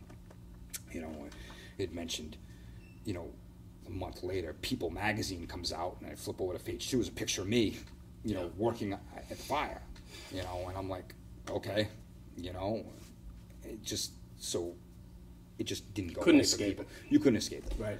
There was no way to, but you had to process it, and we didn't process it well. I didn't process it well. I did not process this event very well at all. We came from a generation where we didn't talk about a lot of things. The people that were in the job before me would never talk about stuff, and we were talking about guys that I worked with that were in the Vietnam era that came on the tail end of their career when I'm coming on. Right. These guys were very stoic. They did their job. They just went home and they did it, and they didn't talk about anything. You know, and that's kind of the way we were brought into the fire service and the way it was. It wasn't necessarily wrong, but it wasn't right. Yeah. And now you have this event, and how do you process it? Well, you process it by, you know, being with each other, but being in a bar room with each other. But you also can't be with everybody 24 hours a day either. Right, exactly. Right? So you, all of a sudden, you're finding yourself alone, I'm sure, at times. Yep, alone, taking care of the kids. Yeah. You know, and you have these little fleeting moments, like a few weeks later, I pulled out my fire gloves for a call, and it was loaded with human hair. And the smell of burnt hair, like on my fire gloves. And you get that smell. And you're like, how did I miss this? Yeah. Why is this here? Right. You know, and then it just, you get this trigger, and it's like the fluttering again, and you get to start to think about it. And, you know, you're trying to process it, and everybody's trying to process it for you at the same time, and everybody's dealing with different elements of it. And some guys are perfectly fine. It never bothered them one day. You know, other guys, it defined them for a long time, like myself. And it really resonated. And how do we fix it? You know, you're fractured, but you wait too long to get a cast put on it. Right. So it never really heals. Yeah. Right. So if we had fixed the fracture sooner, right, maybe the long-term detriment wouldn't be so bad. You know? You made a comment that you let it define you. Yeah, I mean, it did. I mean, it did define me. It was a defining moment in my career, but for a long time it defined me. And it took a very long time for it not to be to define me and just be a point. And you're, you know, just hearing your story, and that's why it was so important to really get your backstory leading up to all of this. This isn't who you are, right? This fire, right, it defined you at the time, but you did learn that Man, I've done more before, and I'm doing a lot more after, right? Yeah, absolutely, yeah. I mean, I had been to fires before and kept going to fires after. And, you know, I'd done training classes and was able to teach and, you know, was starting to find my flow in the job and, you know, and just getting in and being in the enjoy. Who doesn't love being in that 5 to 10 year range of your career? It's the best time of your career. Yeah. You're still learning, but you're getting a little bit underneath you. You're getting some experience and, you know, and you're starting to feel yourself around. Yeah. And then I reached that point, and then I went into a spiral for a few years. That's right. You know, just because it just happened to be there. It just happened to be my night at work, you know, C group. And so part of that discussion, I mean, it just, you happen to be there. 3 years later, how do we dig out? How does Jay Erben navigate this? Because you didn't get what you needed in the immediate. You had the brotherhood of your company to get you through a lot of the downs, but there had to be some more downs on your personal life and on the fire scene that probably played out from everything that you had to deal with. I mean, on top of the fact that this alarm didn't end when they terminated the alarm, because you had all the court cases, everything that went everything's on. a flashback. Right. Everything that went reignition, on. Just, no pun intended. Newspaper articles, there was no escape. Almost, believe it or not, thank God there was no social media at the time. Yeah. Thank God, because it would have just, you know, you couldn't have escaped it, you know. Then. So how does Jason Erben start digging out from this? Right. So we went through, you know, I stayed tight with our crew for a long time. We stayed tight. We worked, you know, well together. But, you know, as time progressed, I felt that, you know, people drift apart. And in 2005, you know, we broke apart. So the two guys on the rescue in the ambulance went to another engine. Tommy went over to the hazards. Mark went somewhere else, and I stayed for a little bit, and then I ended up going somewhere else. But we just broke apart. Maybe it didn't run its course. We did so good with each other, you know, and so well. And then over time, I think that, you know, every relationship has its, like, a roller coaster. So I think we were just at a point where maybe space would help us in the long run, in retrospect. But I think we needed a change of pace. I mean, did you find it difficult when everybody left and you found yourself still there? Yeah, because I didn't like the boss that came in, truthfully. I mean, fair enough. Like I say it all the time. Nice guy, horrible fireman. Right. You know, but so, outside of that, did you find yourself feeling alone? Like, shit, my guys are gone? I didn't. No, I didn't really feel like I was alone, because I didn't feel they left because of me. But I felt, like, okay, maybe I need to land somewhere else. Got it. So I went to Engine 9, 0506, and worked with a great lieutenant. Yeah, they'd been on the job since he got on the job when he was like 18 in the 70s. His father was on the job. He worked with my dad. Phenomenal human being, a great fireman. Good place to land, you know, and he was a good guy. So, and a good fireman, and there was another guy driving, so I was on the back of Engine 9. And I liked Engine 9 because that's where my dad was a lieutenant and a captain when I was growing up, and that's where I would ride my bike to when I was a kid. Sure. We'd go to Station 9. They would go off on a run, and I would steal all the ice cream out of the freezer and not pay for it. You know, one of those things. Like a kid. Right. I would go up there and cut the grass on a Saturday. They'd give me like $6, you know, and, you know, whatever. Awesome. Just, that was the firehouse. Sure. So I went there, and it was a good place to land. So I was there, and, you know, we're kind of just doing our thing. And one of the things that we always did was on a day tours when we worked in Engine, we had the mall there in our district, in the retail district. And we would go every afternoon in a day shift, because there was a Dunkin' Donuts in the mall. We'd go get coffee, and we'd walk around the mall like old people, you know. Just walk around, because then you could, before the public got outraged about the firemen. The Engine 9 mall walkers. I got Thank it. you. Yes, should have been a patch. Should have been. Yeah, right. Should have been, honestly. Should have had those white New Bring Balances. your Nikes. Yeah. Right, yeah, the New Balances. Right, That's walking around. That's right. So, my friend John Pella, who was driving the ladder, he was there that night. He was the only other guy in that crew that was actually there. You know, Mike Clark was there too, his boss, but John was there with me, and John and I are super tight. He's my best friend in the world, and John Pella, the ladder fellow, we call him, because he's been on the ladder his entire career. Yeah, I love that. It's like a kid's book. Right, it should be, because it's like a cartoon character. It should be. You know? Maybe I'll make a demo of that. We might have to do that. You know, roll that out. So we go on the wall, and we're walking around the mall, and we're leaving at the exit of the food court. And on the top of the State House in Rhode Island is the Independence Man. It's a statue. It's like this gold statue of a gentleman like holding a spear or a flag. And what it looks like is that guy on the front lawn of the fire With a hook. with his gear, with Yeah. the face piece still on, Right. with like the 12-foot Yeah, hook right, for the one-story ranch, That's like right. thinking he's going to go pull the ceilings from across the street, you know, like one of those. So the statue is there. So there's a smaller one in the parking lot of the mall, like right as you walk out of the food court, it's like right there, you know. So we come walking out, and the maintenance guy is there, and he's got his ladder set up, and he's cleaning the statue. And as we walk out, the five of us walk out the doors like reservoir dogs. Yeah, you know, right, we kind of right. just walk Line, out, yeah. like all in a line. He's there, and he's cleaning the undercarriage of the statue with a rag, like scrubbing Give him a good tug, yeah. underneath. And he's doing this, and we're all standing there with our coffees, and he turns and he looks at us with this look, like, and we're all like, it was like, Moment. it was like, and he turns back and he keeps doing it. That's fantastic. And like, if I could, like Groundhog Day, if I could relive that moment every day of the rest of my life, I would. Yeah. And that moment right there reset me, because I'm at work. I just had a moment of unbelievable joy of watching this poor guy clean the undercarriage of the statue, right? It's amazing. And all of us broke out in laughter, and that's what reset my clock. That's what I said, you know what? We're here. It's okay to have fun again. It's okay to have fun again. Yep. It's okay to laugh, Yep. even at the expense of this poor guy who probably That's quit. fantastic. Probably quit. That's you all know? right. Builds character. You know? That's hilarious, But though. That's that great. moment, and I could call John today, and we talk about it, and we Start laughing. just laughing, because it was just that moment. And it reset. And I went back to Engine 1, built a new firehouse across the street. So we got rid of the old one into Right. the new one, and nobody liked it. It was big horseshoe. Everybody had their own It's room. not the shithole. It wasn't. But it was time, obviously. Right. It wasn't, susceptible for living. Such as the truck bays were too small. Nothing would fit in it. But we went to the new firehouse in 07.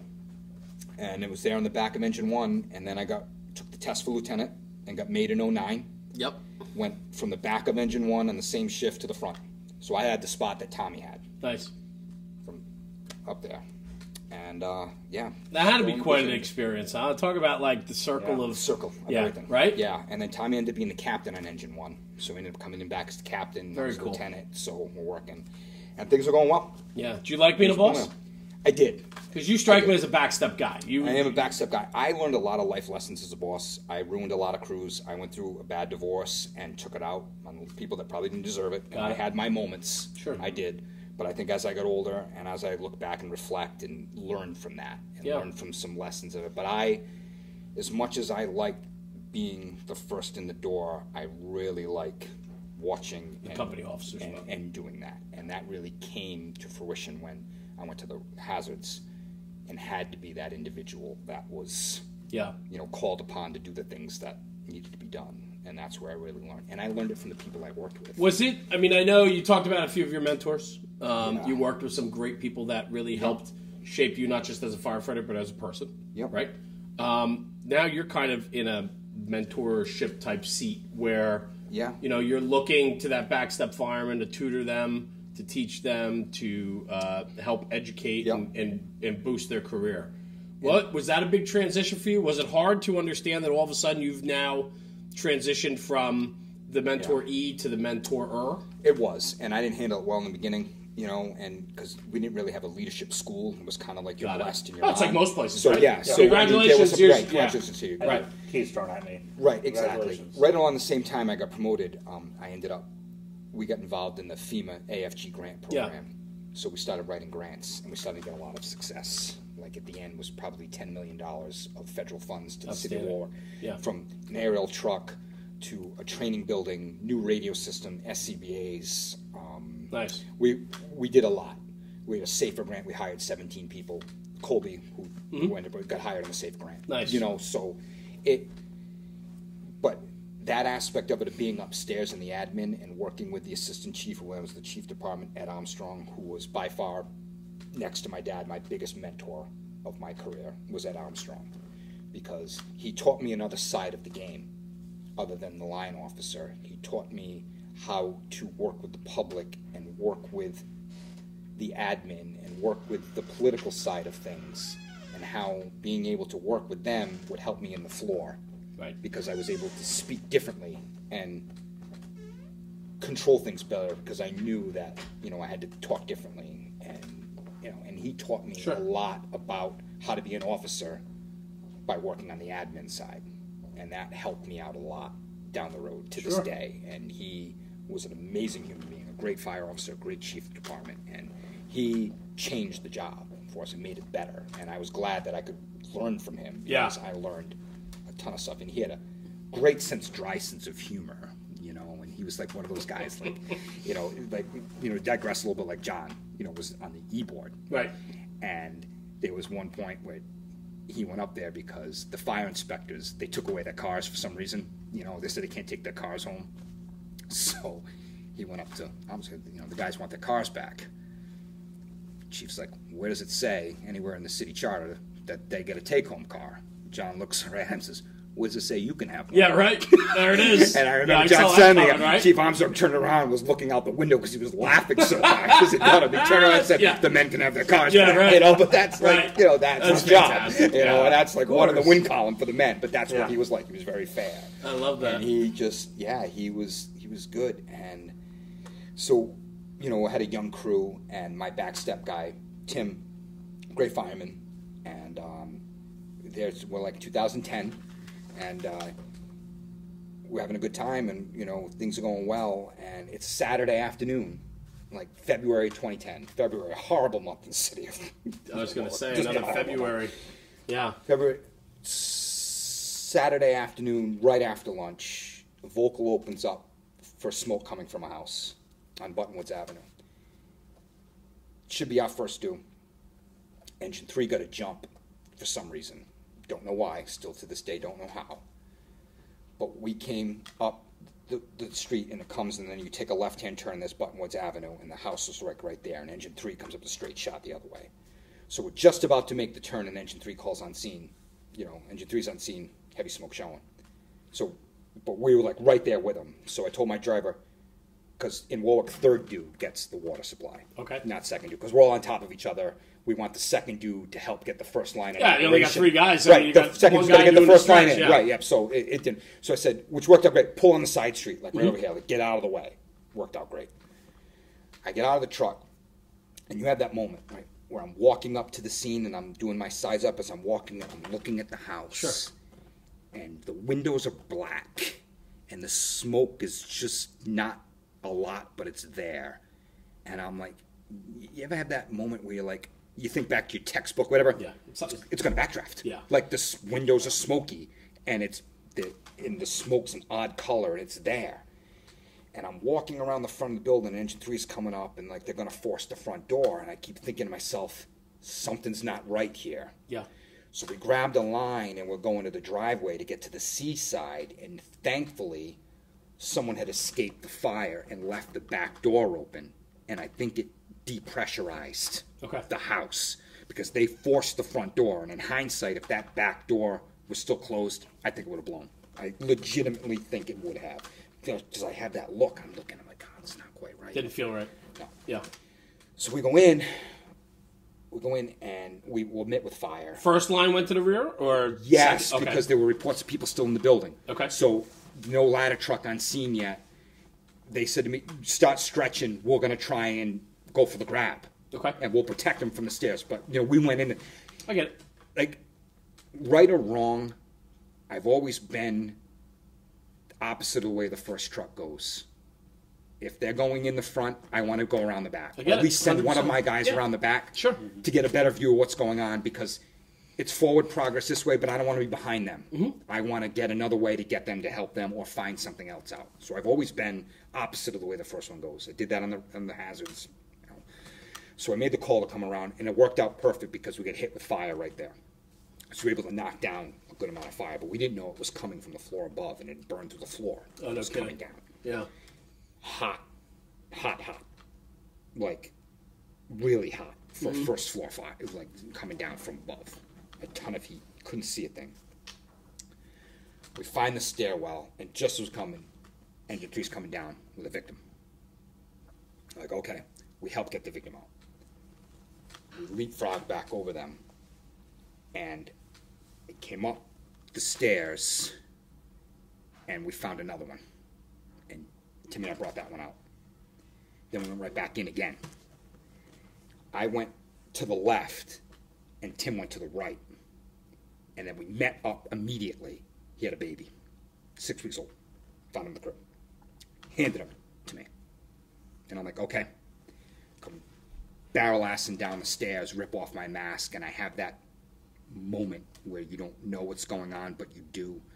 But like that moment where you're coming across the lawn and you have the infant and you're doing mouth to mouth and holding the infant, moving across the lawn trying to find the ambulance.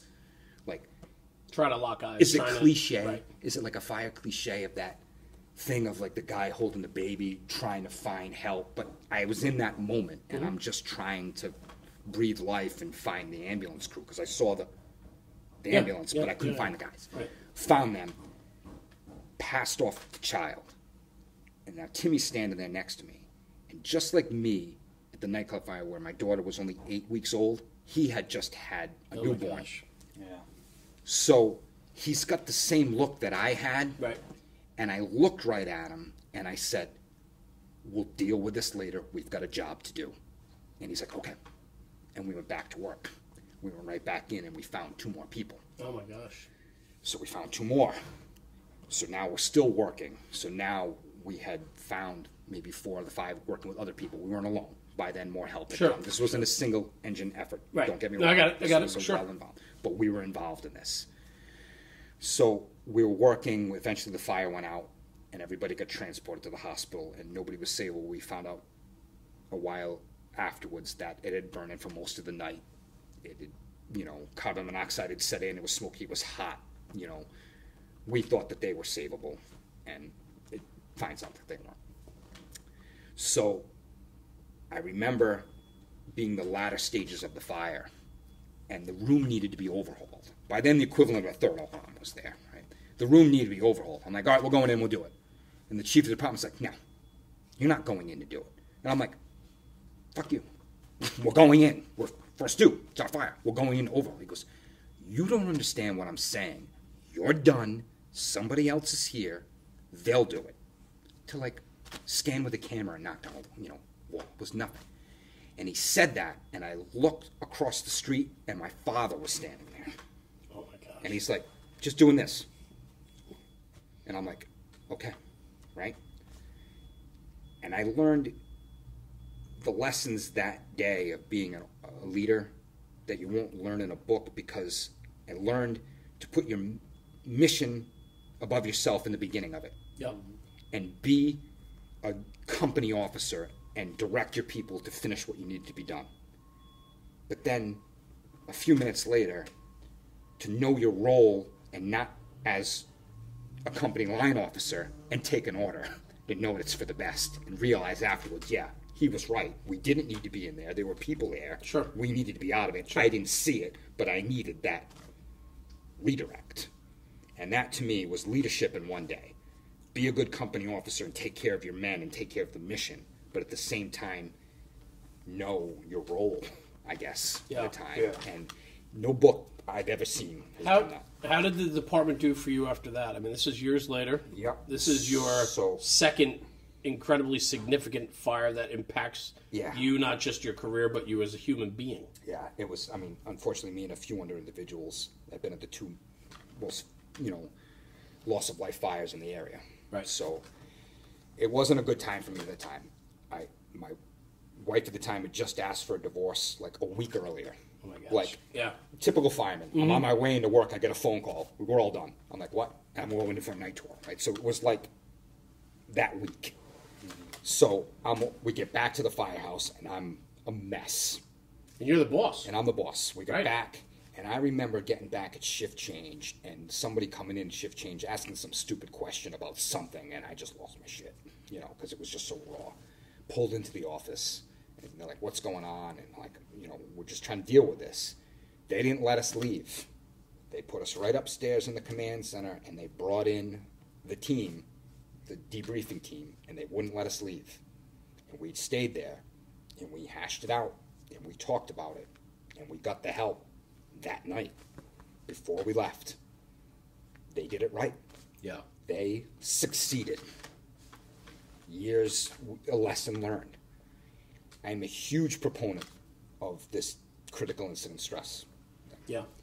I don't have the ability, I think, to be part of that team, to help with that. Like, it's not ingrained in me to be that person that can talk people through that. Right. But I'm a huge proponent of it. Sure. Like, I've lived through it. I support it. I will always do it.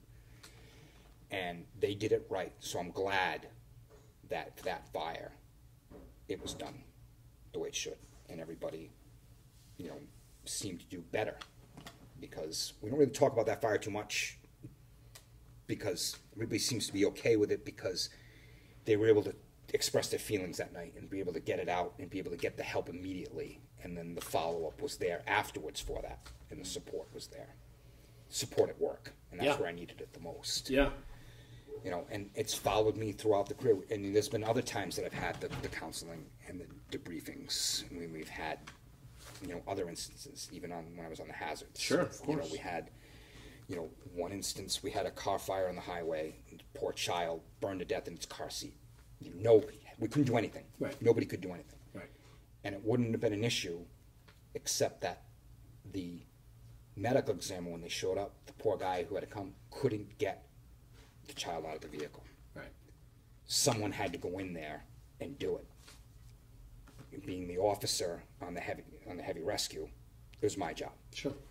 You can't have all the glory of being on the heavy rescue, the glory of being the officer, and not be expected to do the job that needs to be done. Right. So I had to do it. And it was just one of those things. My night at work, and but once again, right after that, the chief was like, what do you want to do? Do you want to go home for the night? I'm like, no, you need to call in the team. We need to talk about this. And we did. And my battalion that night was a wonderful human being, and he did it. And we did it. And it worked out well. I say good for you, Jay, because you recognize the importance of what that does for you as a person. Yeah. And to be the boss, and to be the boss of special hazards, which in every other country, every other state other than Rhode Island and Massachusetts, it's a heavy rescue. But that's a coveted position in most fire departments, right? I mean, so you're looking at the cream of the crop. Typically, is in your rescue special hazard companies, and to be the boss of that crew, right? What's funny is that night, my regular guys weren't there. Yeah, they were all details. So I didn't have, you kind of lean on your people. I get it, yeah. You lean on your people. When your people aren't there, you kind of get through the night. And, it was a big transition for me to go from the engine to the heavy rescue. My dad wouldn't talk to me for like 6 weeks because I left the engine company. Wouldn't talk to me at all. He was like furious why I would want to be a fireman's helper and not actually be on a hose line. He was like beside himself. That's amazing. Angry. He's like, why would you leave the engine? Why would you go over there? Well, I'm glad you brought your father up again, because I'm sitting here listening to your stories today, and I'm thinking about two of the most pivotal fires in your career. Yeah. That shaped you as a person and as a firefighter. Yeah. And at both turns, when you were looking for something, you turned and your father's there for you. He was there. Right? Yeah. He's over your shoulder at the Station Nightclub fire. He's across the street. He's across the street from the fatal fire. He had the scanner on in his house every day I worked. He didn't miss a thing. That was his thing. He wanted to. I think of it as like your, I don't want to say like guardian angel or something, but just really involved in understanding. One, I mean, of course, he wants to be there. It's where the action is. He grew up that way. But two, it always seems like he had the right thing to say or the right look for you in a time when you needed it. 100%. Because it wasn't so much father and son as it was chief and not chief. Chief and fireman. Yeah. And that's how he carried himself. And he commanded respect as a chief because he was well respected and knew his job, and he taught the fire academy for decades, and everybody knew him. But being his kid, you fell in line because he was chief. And he just in 2016, I'd already been at the hazards. He had a host of health issues, and I got a phone call at like 5:30 in the morning that they were taking him in for chest pain. Engine 1 and rescue were taking him in for chest pain. And I'm like, okay. we shift change at 7 a.m. and I will gladly, head up to the hospital, shift change, because they're just taking him for chest pain. Half hour later, I get a call from my brother in hysterics. My father coded at the hospital. So now I'm leaving work. I'm rushing up there. Well, he survived that event and was in the ICU for a while. And then he became alert and was talking. So, for a few weeks we were up, it was up and down here and there. Guys from the job, everybody's coming to visit him with, in there. And I had been working my side job as a medic in New London. Before I got to New London, I was working as a medic for the hospital. And I was working a shift that day, but I went to see him before I went to work. So, because he was just sitting upright in the hospital room, he was speaking again, thing was good. I said, I'm going to work today, I'm working in there. He said, okay, be careful. I said, okay, no problem. I went to work. 4 hours later, they called me back. He had a massive stroke and passed away. So, the last thing he ever said to me was, be careful. Yeah. Because he knew I was going to work. Yeah. He was just looking out for me. And what's eerie and how everything comes full circle, the day he stood beside me at the nightclub fire to work, and we were working in there, was February 21st, the day after the nightclub. He died on February 21st. Oh. So the day that he chose that day out of his own to bring comfort to families, and he didn't need to be here. Mm-hmm. That same day, a few years later, he passed away. So I can't explain it other than it's just, he just wanted to be him. And that was who he was. And now I try to carry myself when I teach to take a lot of the elements that I saw with him, because I was fortunate enough to learn from him. Hell yeah. And how can you not want to pass this on? You can't go through this career, you get one shot. Yep. If you don't pass something on to anybody else that wants to learn. There are people that don't want to learn. There are people that aren't teachable. I understand that. But if there's somebody that wants to learn something, you're doing a disservice if somebody took the time to teach you, how to do it. And that's... I'll tell you, I just talking with you today and hearing your story, I feel like I know a lot about him. Yeah. And I appreciate you sharing so much about him. And I can guarantee you every time you're going out the door, he's with you. Oh, yeah. Honestly. He was there in the physical, he's there now, too. Right. And as much as he hated me being on the hazards, when I got there, they didn't offer me any training. It's kind of like, oh, yeah, we don't have any money. We can't teach you how to be a rope tech, hazmat tech, all this other stuff. Even though you're responsible for it. Right, but they don't have anything. Right. So we're doing all these grants. We're doing all the grants and everything. And my driver at the time, Scott, was also my grant partner. We worked together. So we were on the truck together, and we had success with other things. So we're in the office one day, and I'm having a conversation with him. I'm like, we have all these windmills and these turbines in the city that they're building. Somebody's got to know how to get them out if they're in trouble. He's like, yeah. I said, I want to write a grant for a tech rescue team. I want to get all the disciplines that we need and have the government pay for it, because the government is building these things. Right. And they should be responsible to train us. Sure. He's like, it's not going to fucking work. We can't do this. I'm like, we can't. I said, because the city's not going to pay to train me. The government will. He's like, okay. So we sat down and we hit for $1.1 million. We formed a 36-person technical rescue team. Outstanding. 7 different disciplines, all the equipment, everything. Yep. Nuts to butts, the whole entire thing. And we did it. So instead of just me getting the training for myself, we formed this team. It's amazing. That is going to last forever. You. Because I like to think we did it right, because we sat down with the admin of the union and said, we're not going to overload this team with guys with 20-plus years on the job because they want to get the training and walk out the door. We want to stagger it and get guys with 3, 4, 5 years on the job. Yeah, absolutely. So that it will carry on long term. And they agreed to it. I don't know. We called them on a good day, and they agreed to it. Awesome. So that was the culmination of everything. That's got to be a proud moment for you too. It was. I mean, it was just good. We had great. What a good move. Yeah. Because I've dealt with a lot of and I've met a lot of skeezy city managers. Yeah. And that's what a great way to sell them on it, because that's perfect. That's right. I mean, and we just Much respect from yeah, that. and it worked out well. So we were able to get the training, and Yeah. we had a great run. You know, this is probably one of the highlights of my career was being on the rescue. Yeah. Fire after fire, we had a great run. You know, for a while it was good. We learned a lot. We worked with great people who taught me a lot. We had a lot of fun there, and then it was time to retire, and then.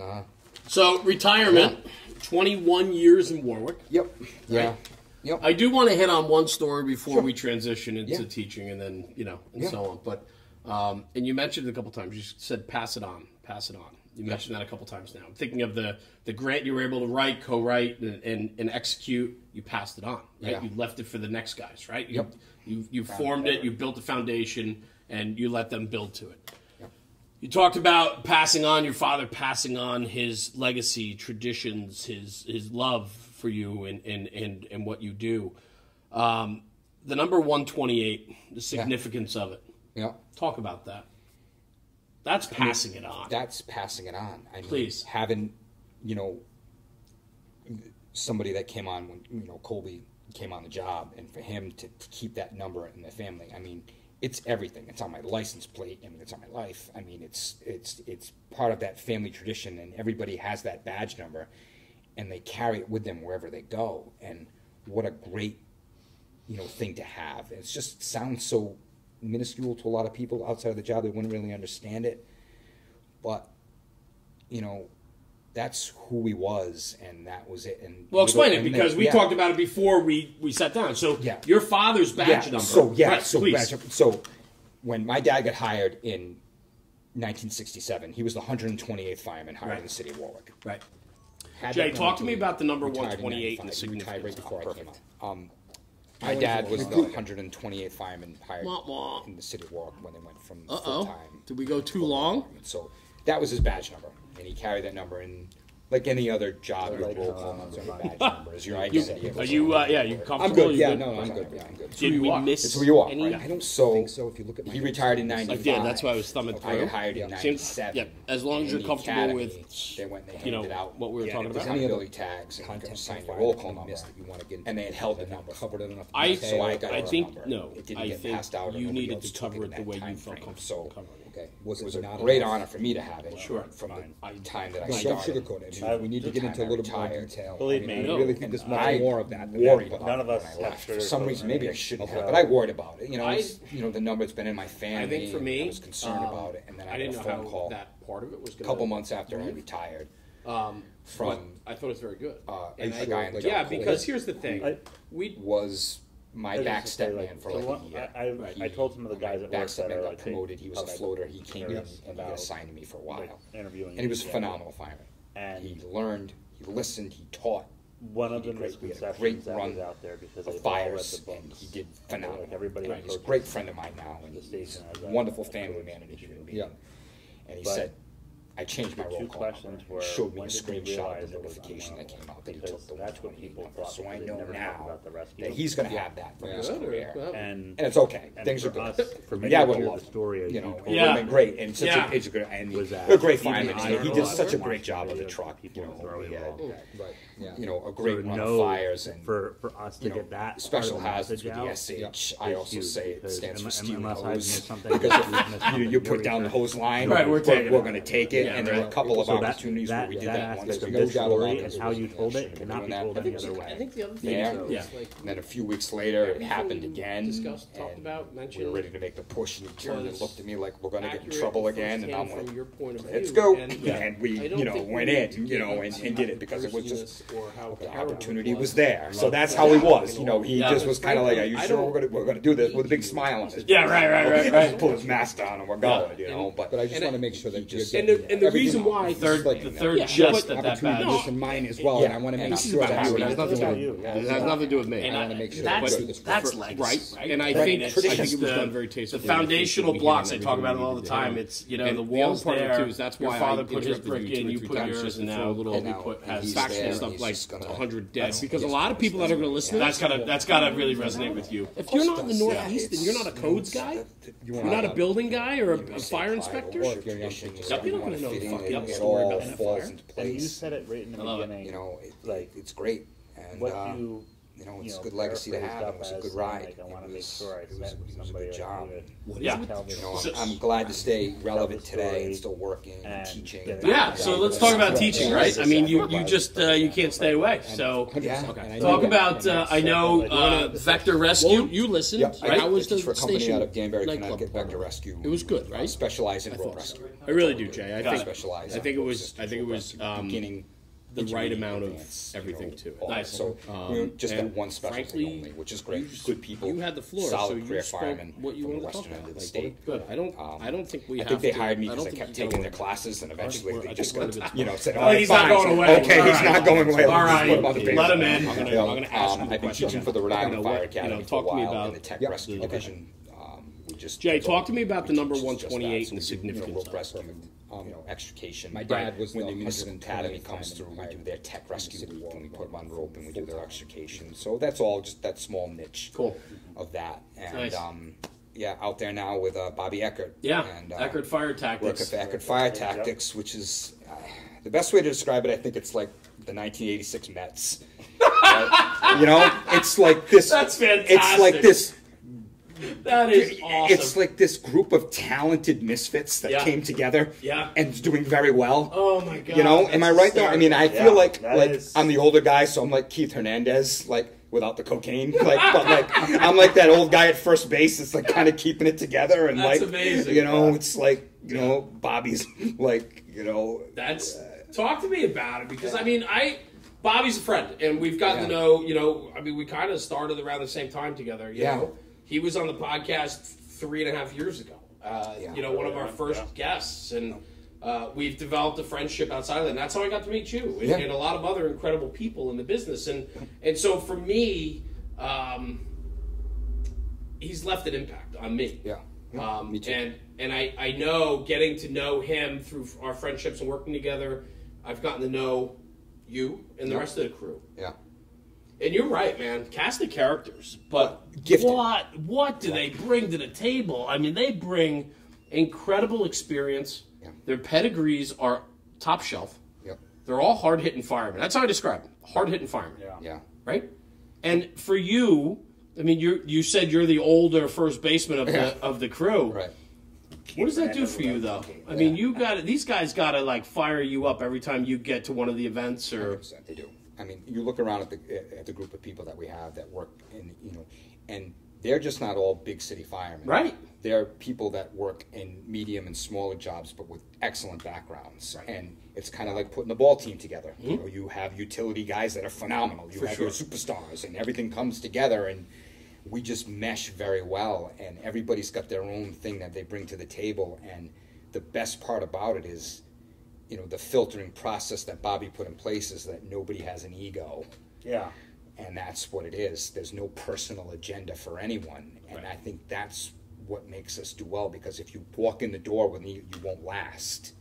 So he kind of filters that out before he brings his people in. And everybody we have works well as a team. And everybody has that little niche of specialty. I mean, I tend to do a lot of the live fire stuff and engine ops and hose stretching, and we have other guys that specialize in the roof stuff, and other guys that forcible entry. We have phenomenal people that teach forcible entry, and Bobby just puts it together, and he has this mad scientist mentality sometimes where he has these ideas, but they work, and he puts them together. And I like stretching hose and teaching people how to stretch hand lines, especially when they have one or two people to do it, because that's all what I've done. Yeah. And there's no fire still burning in the city of Warwick right now, right? Fires go out. So we've done our job. So we can stretch a line with reduced staffing or, normal staffing. And that's what I'd like to teach. And not everything is clear cut across a parking lot. You have obstacles, and that's why our Stretch Through Obstacles program is phenomenal, because we build real life into it and how you're going to size up and do your stretch. And it doesn't matter to me if you pull a pre-connect or you do a flat load off the back, and you have to, however you do it, it's fine. We're going to teach you that, to make it better. And we're not going to, tell you something you don't already know. We're going to make you better, and we're going to make you think, and we're going to help you to grow and stuff that you can bring back. Yeah. I'm not going to teach you how to throw it on your shoulder if you already know how to do it, but I'm going to help you navigate and move that. And that's why we teach like the backup guys the person to operate, and that's what the program teaches. It's getting that line into place, because anybody can just take the nozzle and run, but it's everything else that goes in and gets it in there. And I think that's what he emphasizes a lot with his engine classes is, taking that little extra and build the props and set up the scenario so when you pull up at 3 o'clock in the morning, you have 4 automobiles in front of it, and you have to go in and you have clutter. Right. You can navigate it. Yeah, it's real world. And real you world have scenarios. actual fire coming at you too at the same time. Yeah. So, and even the forcible entry stuff and everything goes. So I really think that he's got a good niche, and I'm glad to be part of it. And we're growing, and it's good to be, from the beginning stages of it, and just to see it develop. And it's great to meet people, and it's great to go around. We've done some stuff in the Philly area and Jersey area, and it's great. Nobody can understand what I'm saying. I have that weirdo accent that nobody can figure out what I'm talking about. I studied a little bit before today, just so I could, narrow in on what you're saying. Perfect. I'm there. I did my homework, though. You do your homework.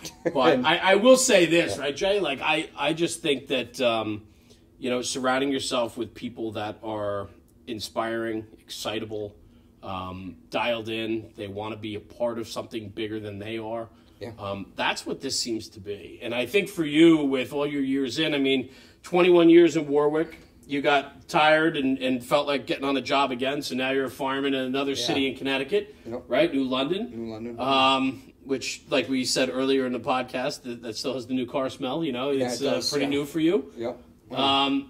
You sound like you're still that 20-year-old, 24-year-old kid that is in love with the job. My body will tell you otherwise. Yes. But, mind and body don't quite equate. Yeah. But, and it's like, it's the teaching aspect of it that keeps me going. Love that. It's to be able to, communicate what I've learned and have the media, the forum to do it, like teaching for Eckert or teaching for the Academy, and to just pass along things that, anybody else had taught me in my career. All my mentors had taught me throughout. And I carry it to this day, and, we've said it before, my dad always told me, he said, don't waste a lot of time learning the tricks of the trade. Learn the trade. And that's what I'm trying to do, is teach people how to learn the trade. And not necessarily learn how to work around it, but actually learn it. Yeah. Because in any other trade skill, whether a plumber or a carpenter or electrician, you have to learn the trade. So it's the same thing. You've got to learn how to do it. And I'm happy to teach at all. And I learn when I come to, I sneak around at Eckert a lot, and I listen to some of these other guys. I'm like, shit, why don't I know that? Yeah. I'll never say it to them. Oh, man, I'm learning. I always find the best instructors are the best students. Yeah, they want to learn, and once you become an instructor, or you get to share your passion, love, and desire for the job, if you're not willing to still be a student, you're missing. Like, you're not there for the right reasons, and you're just not dialed in the way you should be. And so, for that, that just makes absolute sense to me. You have to. You have to be a student of the profession, and you have to be willing to learn, and you have to, because you not only are you going to stay relevant, but you have to be willing that you don't know everything, and there are things that you need to learn. Yeah. And every day. Going to New London, for example, we have a tiller. I've never been on one in my career. 20, 25, it would never see, well, I got to learn how to do it. It was horrifying. It was like in the beginning, I was terrified. I'm going down the road, and like these poor kids are waving on the side of the road to me, and I can't take the hands off the wheel to wave back to them because I'm too afraid to let go. I feel like things That's all funny. over the place, Yeah. But man, what an experience, So you're learning. Always learning. Oh, you're learning, like sweating. Like I'm like going down the road, like please don't hit the car, please don't hit the car. That's fantastic. But I love that. It's just you're willing to learn, and and at the same time staying grounded with the whole mental health, and realizing that not talking about something isn't the solution. Burying yourself in vices aren't necessarily the solution. Right. Talking to the right individuals and relying on the people around you and helping them when they need it, and listening to them when you maybe think you don't need it, but you do. that brother and sisterhood is what drives us. And if you don't pay attention to that or help with that, you're not going to make it in this job, because there's going to be a day where it's going to be That's it. the person's worst day is going to be your worst day. Yeah. You're going to meet, because they're always having it. They're having that bad day, but it may resonate with you that it's your worst day too, and you're doing everything you can to help them. But afterwards, you need to make sure that someone's taking care of you. And the big part of that is you got to put in to be able to take out. Yeah. You got to invest and put yourself into this brotherhood and be a part of it, Yep. so that day when you need it, it's Yep. there for you. It's there. Yeah. And it's to be receptive to it, and to know that the people above you are going to look out for you. Right. Now. It's all part of it. It's all part of it. Yeah. I wish it was better back then. Sure. I wish I didn't have to go through what I did. But, and then I also wish that I didn't experience a better care. You know, I wish I didn't have to go through it again, but to see that it was better. But I guess knowing that it has progressed and getting there, Yeah. I feel better about it now. And, you know, there are times when we still rely upon it, but you have to know when someone's struggling and find the help for them. And then, you know, try to work whatever avenue you can. Yeah. And then realize, too, that you might be that person. Right. And then, because mental health is a big part of this profession, it is, as much as any other thing, as much as the cancer prevention stuff, which is 100% valid in there. Yep. And I'm a big proponent of that. And keeping the traditions alive of being safe at the same time. But the mental health aspect of it, you need to take care of yourself and the people around you. Because when you start to bring it home, it affects your family life. And the worst thing you can do at times at home is be bottled up at home, because that's not good either. Right. You know, and not a lot of people have a good support network at home. Right. So find that avenue, you know, and it resonates to any part of the profession, career, volunteer, whatever. It doesn't matter. I mean, the resources are there. That's right. You know, it doesn't matter, you know, if you were on shift that night or you came in from home. I mean, it doesn't see any lines here. I mean, it's all the same, you know, when it comes to this. And it's kind of like what I like about teaching for Bobby is that we get such a collective element across the board of career and volunteer. Sure. And we get young cadets and kids that are there that want to learn, and they come and they're hoping to move on to different things, to be part of that from the beginning, or maybe just a small little niche and awesome. thing is phenomenal. Yeah. You know, because they want to be there. Yep. You know, and just to see these young kids and, you know, to be able to get a little motivation behind them and, you know, be a little animated as I can be when I instruct. Well, It's I good will to be able to. I will say this, brother. I've seen it firsthand. You and I've been in a few burn rooms. I'm capturing you in there, and so on. So I really do enjoy your friendship and your stories today. Thank you. I do as well. I can't thank you enough for really just being able to open up today and share some really impactful things that you have dealt with in your fire service career and in life. And for that, I am forever grateful. Well, I appreciate that. Thank you. And, you know, I had done some, you know, talked to a few guys before I did this, and, you know, the resounding message that they said to me was, the story needs to be told because the people that died that day or injured need not to be forgotten. Right. And as time goes on, it's just a natural tendency for things to get forgotten. And there were people on our job that were affected by people that perished. There were people on our job who built the memorial. Right. There were guys who built the memorial in our city to the Warwick victims that died. Guys on our job helped build that memorial. And it's across the street from the new headquarters in the parking lot of the old firehouse. So that's how things come full circle again. Right. And it's a tradition in Warwick that whatever recruit class comes on, they have to take care of that memorial until the next class comes on. So That's incredible. That's great. Keep it going. Yeah. And these people are not forgotten in our area, and we need to keep it going. We need to make sure that, you know, people are taken care of that were there, and, you know, their memories aren't lost over time. And that's what it's all about, right? It's remembering our past, and it's making it current and today, and making it a part of our culture. And Bravo, man. Thank you, brother. Thank I you, truly guys. appreciate you joining us today. Thank you. It's been an excellent episode, and I truly thank you for taking your time today to join us at RagTop. You're very welcome. I do want to say this. I was going to open with this. I'm going to close with this. All right. Hit me with it. Jason Erben. It's very simple. You just sit there and listen. Yeah. It's very simple. This is just as we go out here towards the end of the podcast. This is what he sent me. We always ask our guests for a bio, or just some bullet points to hit on. I love traditional firefighting and firefighters. I hate transitional attack UR helmets and tuna for lunch. I think that. Oh, and you're a Pearl Jam super fan. Yes, I am. Brother, that sums up who you are, and that's the type of guy that I'd love to roll with. So, brother, thank you for joining us today. welcome. It really was an important message that you shared, and for you to open up and be personal about your father and your experiences on the line, mean the world, and for that I'm forever grateful. So Appreciate it. Thanks you for all. joining us today. Thank you. It was a great time. Thank Awesome. you. Appreciate it. Guys, thanks for tuning in. Another incredible episode with Jason Erben, retired out of Warwick, Rhode Island Fire Department. And Rob Ridley, thanks for joining me again, pal. Thanks for having me. I love it. I could come here every day and do a know. podcast. So It's this is an HGTV set of leather helmets, tradition, culture. it doesn't get much better than this. No. Doesn't.